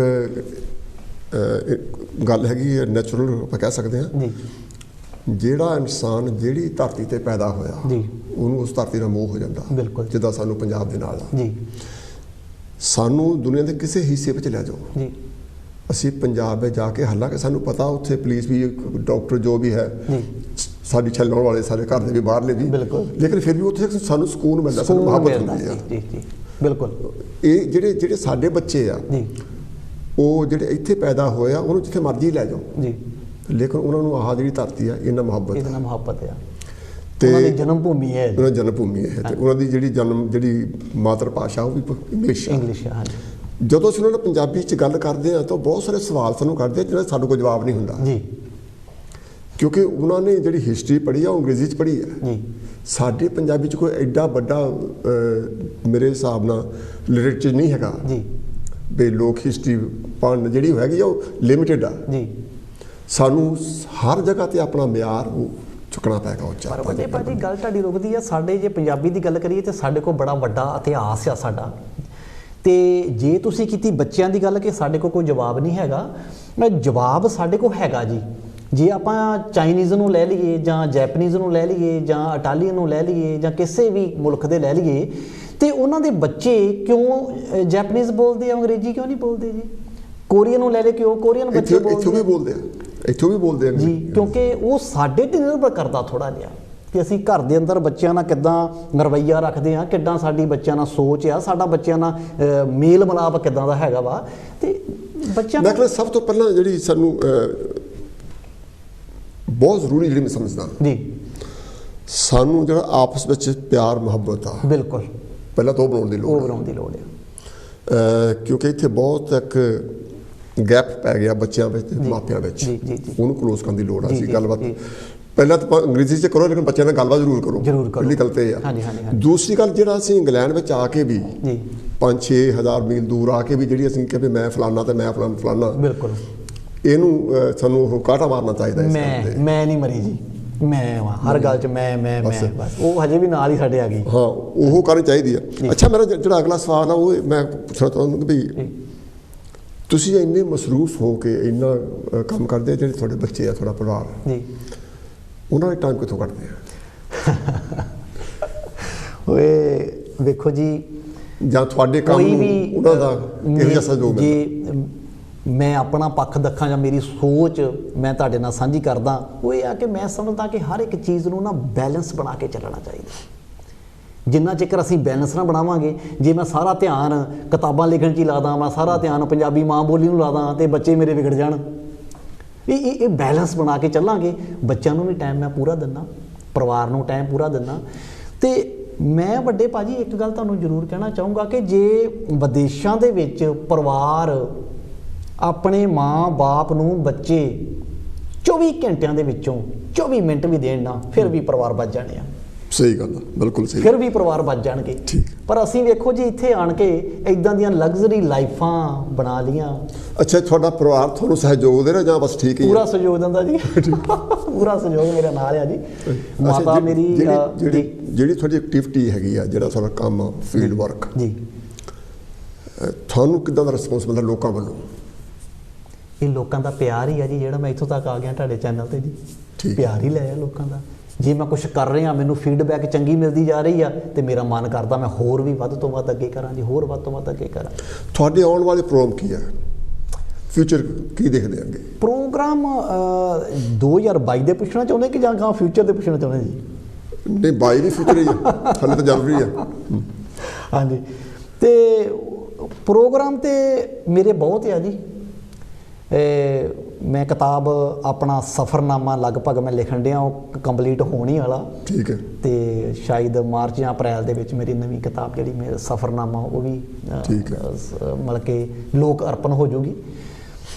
ਤੇ ਆਪਾਂ ਲਗਾਤਾਰ ਪੰਜਾਬੀ ਮਾਂ ਬੋਲੀ ਤੇ ਕੰਮ ਜਿੰਨਾ ਚਿਰ ਮੈਂ ਜੀਣਾ, ਜਿੰਨਾ ਚਿਰ ਮੇਰੇ ਸਾਹ ਚੱਲਦੇ ਆ, ਮੈਂ ਆਪਣੇ ਆਪ ਨੂੰ ਪ੍ਰਣ ਕੀਤਾ, ਆਪਣੇ ਪਰਿਵਾਰ ਨੂੰ ਇਹ ਗੱਲ ਕਿਹਾ ਵੀ ਇਹ ਨਹੀਂ ਕਿ ਮੈਂ ਇੱਕ ਪੱਖ ਹੋਊਂਗਾ, ਪਰ ਮੇਰਾ ਪਰਿਵਾਰ ਵੀ ਮੇਰਾ ਪੂਰਾ ਸਾਥ ਦੇ ਰਿਹਾ ਕਿ ਪੰਜਾਬੀ ਮਾਂ ਬੋਲੀ ਨੂੰ ਜਿੰਨਾ ਵੀ ਅਸੀਂ ਲੋਕਾਂ ਤੱਕ ਪਹੁੰਚਾ ਸਕਦੇ ਹਾਂ, ਜਿੰਨਾ ਵੀ ਅਸੀਂ ਇਹਨੂੰ, ਜਿੱਦਾਂ ਇਲੈਕਸ਼ਨ ਆ ਗਈ ਆ ਹੁਣ ਤੇ ਘਰ ਘਰ ਜਾ ਕੇ ਆਪਾਂ ਸਪੀਕਰਾਂ ਵਿੱਚ ਕਹਿੰਦੇ ਵੋਟ ਮੈਨੂੰ ਪਾਇਓ, ਵੋਟ ਮੈਨੂੰ ਪਾਇਓ।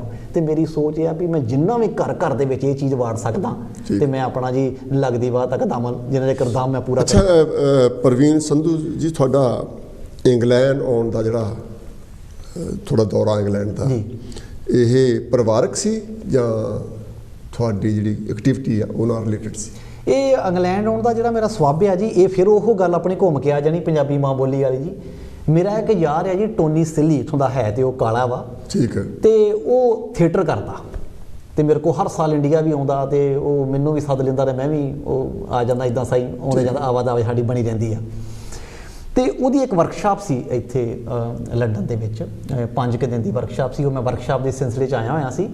ਪਰ ਮੈਂ ਵੱਡੇ ਭਾਜੀ ਇੱਕ ਚੀਜ਼ ਦਾ ਬੜਾ ਪ੍ਰਾਊਡ ਮਹਿਸੂਸ ਕਰਦਾ ਮੈਂ ਕਿ ਉਸ ਬੰਦੇ ਨੇ 70 ਕੁ ਜਾਣੇ ਟੋਟਲ ਸੀ ਸਾਰੇ ਕਾਲੇ, ਤੇ ਮੈਨੂੰ ਉਹਨੇ ਇਹ ਗੱਲ ਕਹੀ ਕਿ ਆਪਣੀ ਪੰਜਾਬੀ ਮਾਂ ਬੋਲੀ 'ਚ ਮੈਨੂੰ ਕੁਛ ਨਾ ਕੁਛ ਆਂਦਾ ਸੁਣਾਓ, ਕੋਈ ਆਂਦਾ ਗਾਣਾ, ਕੁਛ ਸੁਣਾਓ। ਮੈਂ ਕਿਹਾ ਉਹਦਾ ਕਾਰਨ ਕੀ, ਇਹਨਾਂ ਨੂੰ ਸਮਝ ਨਹੀਂ ਆਉਣੀ? ਆਂਦਾ ਨਹੀਂ, ਅਸੀਂ ਫੀਲ ਕਰਾਂਗੇ, ਆਂਦਾ ਤੇਰੀ ਟੰਗ ਨੂੰ ਫੀਲ ਕਰਾਂਗੇ। ਤੇ ਮੇਰੀਆਂ ਅੱਖਾਂ 'ਚ ਨਾ ਉਸ ਟਾਈਮ ਥੋੜ੍ਹੀਆਂ ਜਿਹੀਆਂ ਨਮ ਹੋ ਗਈਆਂ ਕਿ ਯਾਰ ਇਹ ਜਾਣਦੇ ਨਹੀਂ ਆ, ਇਹ ਪਛਾਣਦੇ ਨਹੀਂ ਆ, ਇਹ ਫਿਰ ਵੀ ਮੈਨੂੰ ਕਹਿ ਰਹੇ ਵੀ ਆਪਣੀ ਪੰਜਾਬੀ ਮਾਂ ਬੋਲੀ 'ਚ ਕੁਛ ਬੋਲ। ਤੇ ਮੈਂ ਕਿਹਾ ਸਾਡੀ ਜਿਹੜੀ ਅਸੀਂ ਪੰਜਾਬੀ ਆ, ਅਸੀਂ ਆਪਣੇ ਆਪ ਨੂੰ ਪੰਜਾਬੀ ਘਮਾਉਂਦੇ ਆ, ਤੇ ਮੈਂ ਕਿਹਾ ਅਸੀਂ ਪੰਜਾਬੀ ਬੋਲਣ 'ਚ ਸ਼ਰਮ ਮਹਿਸੂਸ ਕਰਦੇ ਆ। ਤੇ ਉਹ ਗੱਲ ਕਿਤੇ ਨਾ ਕਿਤੇ ਤੇ ਗੱਲ ਵੱਡੇ ਭਾਜੀ ਮਨ ਨੂੰ ਚੁੱਭਦੀ ਆ ਕਿ ਕਸੂਰ ਤੇ ਸਾਡਾ ਹੀ ਆ, ਅਸੀਂ ਕਿਸੇ ਨੂੰ ਦੋਸ਼ ਨਾ ਦੇ। ਜਿੱਦਾਂ ਮੈਂ ਤੁਹਾਨੂੰ ਗੱਲ ਦੱਸਾਂ, ਜਿੱਦਾਂ ਆਪਾਂ ਆਮ ਹੀ ਕਹਿ ਦਿੰਦੇ ਆ ਕਿ ਦੱਦੇ ਦੋਸ਼ ਨਾ ਦੀਜੀਏ, ਦੋਸ਼ ਕਰਮਾ ਆਪਣਾ, ਜੋ ਮੈਂ ਕੀਆ ਸੋ ਮੈਂ ਪਾਇਆ, ਦੋਸ਼ ਨਾ ਦੀਜੀਏ ਵਰਜਨਾ, ਤੈਨੂੰ ਦੋਸ਼ ਦੇਈਏ।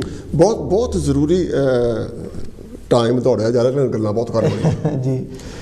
ਤੁਸੀਂ ਥੀਏਟਰ ਜੀ ਚਲਾਉਂਦੇ ਆ ਤੇ ਕੰਮ ਕਰਦੇ ਥੀਏਟਰ ਦਾ, ਬੱਚਿਆਂ ਨੂੰ ਬੜਾ ਸ਼ੌਕ ਆ ਐਕਟਿੰਗ ਕਰਨ ਦਾ, ਦਲੀਪ ਕੁਮਾਰ ਬਣਨ ਦਾ। ਬਿਲਕੁਲ ਜੀ। ਸ਼ਾਹਰੁਖ ਖਾਨ ਬਣਨ ਦਾ। ਮੈਨੂੰ ਵੀ ਬੜਾ ਹੈ ਜੀ। ਕੀ ਸੁਨੇਹਾ ਦਿਓਗੇ ਬੱਚਿਆਂ ਨੂੰ? ਬਿਲਕੁਲ ਜੀ, ਬੱਚਿਆਂ ਨੂੰ ਕਿਉਂਕਿ ਕੋਈ ਵੀ ਬੱਚਾ ਫੇਲੀਅਰ ਨਹੀਂ ਬਣਨਾ ਚਾਹੀਦਾ, ਸ਼ਾਹਰੁਖ ਖਾਨ ਨਹੀਂ ਬਣਨਾ ਚਾਹੀਦਾ ਜੀ। ਬੱਚਿਆਂ ਦੀ ਵੱਡੇ ਭਾਜੀ ਸੋਚ ਨੂੰ ਕਦੀ ਦਬਾਉਣਾ ਨਹੀਂ ਚਾਹੀਦਾ। ਠੀਕ ਹੈ। ਜੇ ਆਪਾਂ ਚਾਹੁੰਦੇ ਹਾਂ ਕਿ ਬੱਚਾ ਦਲੀਪ ਕੁਮਾਰ ਜਾਂ ਸ਼ਾਹਰੁਖ ਖਾਨ ਬਣਨਾ ਚਾਹੁੰਦਾ ਤੇ ਆਪਾਂ ਨੂੰ ਬੱਚੇ ਦਾ ਸਾਥ ਦੇਣਾ ਚਾਹੀਦਾ, ਮੇਰੀ ਸੋਚ ਦੇ ਮੁਤਾਬਕ। ਇਹ ਨਹੀਂ ਕਿ ਬੱਚਾ ਕਲਾਕਾਰ ਬਣਨਾ ਚਾਹੁੰਦਾ ਤੇ ਅਸੀਂ ਆਂਦੇ ਉਹਨੂੰ ਇੰਜੀਨੀਅਰ ਬਣਾਉਣਾ, ਨਾ ਉਹਨੇ ਇੰਜੀਨੀਅਰ ਜੋਗੇ ਰਹਿਣਾ ਤੇ ਨਾ ਉਹਨੇ ਕਲਾਕਾਰ ਜੋਗੇ ਰਹਿ ਜਾਣਾ ਵਾ।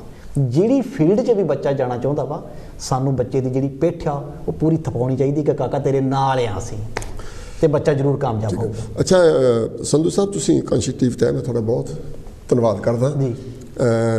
ਕੀ ਕਹਿਣਾ ਚਾਹੋਗੇ ਕਾਂਸ਼ੀ ਟੀਵੀ ਦੇ ਬਾਰੇ? ਕਾਂਸ਼ੀ ਟੀਵੀ ਬਾਰੇ ਮੈਂ ਜੀ ਇਹੋ ਕਹਿਣਾ ਚਾਹੂੰਗਾ, ਜਿਹੜਾ ਕਾਂਸ਼ੀ ਟੀਵੀ ਦਾ ਪੂਰੀ ਸਮੁੱਚੀ ਟੀਮ ਆ ਉਹਨੂੰ ਮੈਂ ਧੰਨਵਾਦ ਕਰਦਾ ਤੇ ਸਲੂਟ ਕਰਦਾ ਉਹਨਾਂ ਨੂੰ, ਕੋ ਐਡਾ ਉਪਰਾਲਾ ਕਰ ਰਹੇ ਆ। ਇੱਕ ਹੁਣ ਮੈਂ ਇਹ ਤਾਂ ਨਹੀਂ ਕਹਿ ਸਕਦਾ ਵੀ ਬੇਗਾਨਾ ਮੁਲਕ ਤੇ ਇਹਨਾਂ ਦਾ ਆਪਣਾ ਬਣ ਗਿਆ ਜੀ, ਪਰ ਫਿਰ ਵੀ ਬਹੁਤ ਵੱਡਾ ਉਪਰਾਲਾ ਵਾ ਜਿਹੜੇ ਇੰਨੇ ਉੱਚੇ ਪੱਧਰ ਤੇ ਇਹ ਚੈਨਲ ਨੂੰ ਚਲਾ ਰਹੇ ਆ। ਤੇ ਮੇਰੇ ਵੱਲੋਂ ਸਾਰੀ ਸਮੁੱਚੀ ਟੀਮ ਨੂੰ ਬਹੁਤ ਬਹੁਤ ਮੁਬਾਰਕਾਂ, ਧੰਨਵਾਦ। ਤੇ ਗੁਰੂ ਰਵਿਦਾਸ ਮਹਾਰਾਜ ਦਾ ਜਨਮ ਦਿਹਾੜਾ ਵੀ ਆ ਰਿਹਾ ਵਾ, ਉਹਦੀਆਂ ਵੀ ਸਾਰੇ ਕਾਂਸ਼ੀ ਟੀਵੀ ਵੱਲੋਂ ਸਾਰੇ ਸਟਾਫ ਨੂੰ, ਸਾਰੇ ਸਰੋਤਿਆਂ ਨੂੰ, ਸੁਣਨ ਵਾਲਿਆਂ ਨੂੰ, ਸਮੁੱਚੀ ਦੁਨੀਆ ਨੂੰ PS ਆਰਟ ਕਲਚਰ ਸੁਸਾਇਟੀ ਵੱਲੋਂ ਮੈਂ ਸਾਰਿਆਂ ਦਾ ਸ਼ੁਕਰਾਨਾ ਕਰਦਾ, ਧੰਨਵਾਦ ਕਰਦਾ। ਤੇ ਤੁਸੀਂ ਧੰਨਵਾਦ ਤੁਹਾਡਾ ਫਿਰ ਦੁਬਾਰਾ ਜੀ। Thank you. ਅੱਛਾ ਪ੍ਰਵੀਨ ਜੀ, ਗੱਲ ਇੱਕ ਹੋਰ ਮੇਰੇ ਮਨ 'ਚ ਆਈ ਹੋਇਆ ਕਿ ਵੀ ਹੋ ਸਕਦਾ ਜੀ ਮੈਂ ਤੁਹਾਡੇ ਕੋਲੋਂ ਪੁੱਛਣ ਤੋਂ ਜੀ ਕੋਈ ਵਾਂਝਾ ਰਹਿ ਗਿਆ ਹੋਵਾਂ, ਅਗਰ ਕੋਈ ਗੱਲ ਤੁਸੀਂ ਕਹਿਣੀ ਚਾਹੋ ਮੈਂ ਪੁੱਛ ਨਾ ਸਕਿਆ ਹੋਵਾਂ, ਤੁਸੀਂ ਜ਼ਰੂਰ ਕਹੋ। ਮੈਂ ਨਾ ਜੀ ਕੁਛ ਗੱਲਾਂ ਆਪਾਂ ਰੱਖ ਛੱਡੀਏ, ਅਗਲੀ ਵਾਰੀ ਵੀ ਕਰ ਲਾਂਗੇ। ਉਹ ਮੈਨੂੰ ਅੱਗੇ ਵੀ ਮੌਕਾ ਦੇ ਦਿਓ, ਇਹਨੇ ਵੀ ਅਗਲੀ ਵਾਰੀ। ਹਾਂਜੀ ਤੁਸੀਂ ਰੋਜ਼ ਆਓ। ਮੈਨੂੰ ਬਹੁਤ ਚੰਗਾ ਲੱਗਾ ਤੁਹਾਡੇ ਨਾਲ ਗੱਲ ਕਰਕੇ, ਬਹੁਤ ਮਜ਼ਾ ਆਇਆ, ਪਰ ਟਾਈਮ ਥੋੜਾ ਆਪਾਂ ਨੂੰ ਇੱਕ ਵਾਰੀ ਫੇਰ ਮਿਲਣਾ ਪਏਗਾ। ਕੋਈ ਗੱਲ ਨਹੀਂ, ਮਿਲਾਂਗੇ ਜ਼ਰੂਰ, ਮਿਲਾਂਗੇ ਜੀ। ਕਿਉਂਕਿ ਜਿੰਨੇ ਇਹ ਵਿਸ਼ੇ ਆ ਸਾਰੇ ਇਹ ਬਹੁਤ ਟਾਈਮ ਮੰਗਦੇ ਆ ਔਰ ਬਹੁਤ ਸੋਚ ਮੰਗਦੇ ਆ। ਤੁਸੀਂ ਬਹੁਤ ਵਧੀਆ ਸੋਚ ਲੈ ਕੇ ਚੱਲ ਰਹੇ ਆ। ਮੈਂ ਤੁਹਾਡਾ ਤਹਿ ਦਿਲ ਤੋਂ ਬਹੁਤ ਬਹੁਤ ਥੈਂਕ ਯੂ। ਮੈਂ ਤੁਹਾਡਾ ਧੰਨਵਾਦ ਕਰਦਾ ਜੀ ਇੱਕ ਗੱਲ ਤੇ ਵੀ ਇਹਨਾਂ ਨੇ ਜੀ ਅੱਜ ਮੈਨੂੰ ਆਪਣੀਆਂ ਬੁੱਕਸ 2 ਦਿੱਤੀਆਂ ਹੈਗੀਆਂ ਇਹਨਾਂ ਨੇ, ਤੇ ਮੈਂ ਜ਼ਰੂਰ ਪੜ੍ਹਾਂਗਾ ਇਹਨਾਂ ਬੁੱਕਸ ਨੂੰ। ਤੇ ਤੁਸੀਂ ਮੈਂ ਥੋੜ੍ਹਾ ਜਿਹਾ ਜਦੋਂ ਇੰਟਰਵਿਊ ਚਾਲੂ ਹੋਣ ਤੋਂ ਪਹਿਲਾਂ ਮੈਂ 2 ਵਰਕੇ ਪੜ੍ਹੇ ਸੀ, ਮੈਨੂੰ ਵਧੀਆ ਲੱਗਾ। ਤੇ ਇਸ ਤਰ੍ਹਾਂ ਦੇ ਤੁਸੀਂ ਉਪਰਾਲੇ ਇੱਥੇ ਬਹਿ ਕੇ ਵੀ ਤੁਸੀਂ ਇੱਦਾਂ ਦੇ ਉਪਰਾਲੇ ਕਰ ਰਹੇ ਆ, ਬਹੁਤ ਵਧੀਆ ਕਰ ਲਿਆ। ਮੇਰੇ ਵੱਲੋਂ ਤੁਹਾਨੂੰ ਪ੍ਰਣਾਮ ਆ, ਸਲੂਟ ਆ, ਤੁਹਾਡੇ ਜਜ਼ਬੇ ਨੂੰ ਸਲੂਟ ਆ। Thank you thank you. ਇਹ ਸੀ ਜੀ ਪ੍ਰਵੀਨ ਸਿੰਘ ਸੰਧੂ ਸਾਹਿਬ। ਜਦੋਂ ਮੈਂ ਪ੍ਰਵੀਨ ਕਹਿੰਦਾ ਤਾਂ ਮੈਨੂੰ ਥੋੜ੍ਹਾ ਜਿਹਾ ਰੁਕਣਾ ਪੈਂਦਾ, ਕਿਉਂਕਿ ਮੇਰੇ ਲੜਕੇ ਦਾ ਨਾਮ ਵੀ ਪ੍ਰਵੀਨ ਹੈ। ਤੇ ਇਸ ਕਰਕੇ ਉਹ ਮੈਂ ਕਿਤੇ ਸੋਚਦਾ ਕਿ ਬਾਅਦ 'ਚ ਮੈਂ ਆਪਣੇ ਨਾਂ ਨਾਲ ਜੋੜ ਲਵਾਂ, ਪਰ ਇਹ ਵੀ ਮੇਰੇ ਬੱਚਿਆਂ ਵਾਂਗ ਹੀ ਹੈ। ਤੇ ਬਹੁਤ ਵਧੀਆ ਇਹਨਾਂ ਨੇ ਗੱਲਬਾਤ ਕੀਤੀ ਹੈ। ਗੱਲਬਾਤ ਕੋਈ ਵੀ ਕਰੀਏ ਉਹਦਾ ਮਕਸਦ ਇਹ ਹੁੰਦਾ ਕਿ ਜਿਹੜੀ ਗੱਲ ਅਸੀਂ ਕਰ ਰਹੇ ਹੋ ਤੁਸੀਂ ਵੀ ਕਰੋ।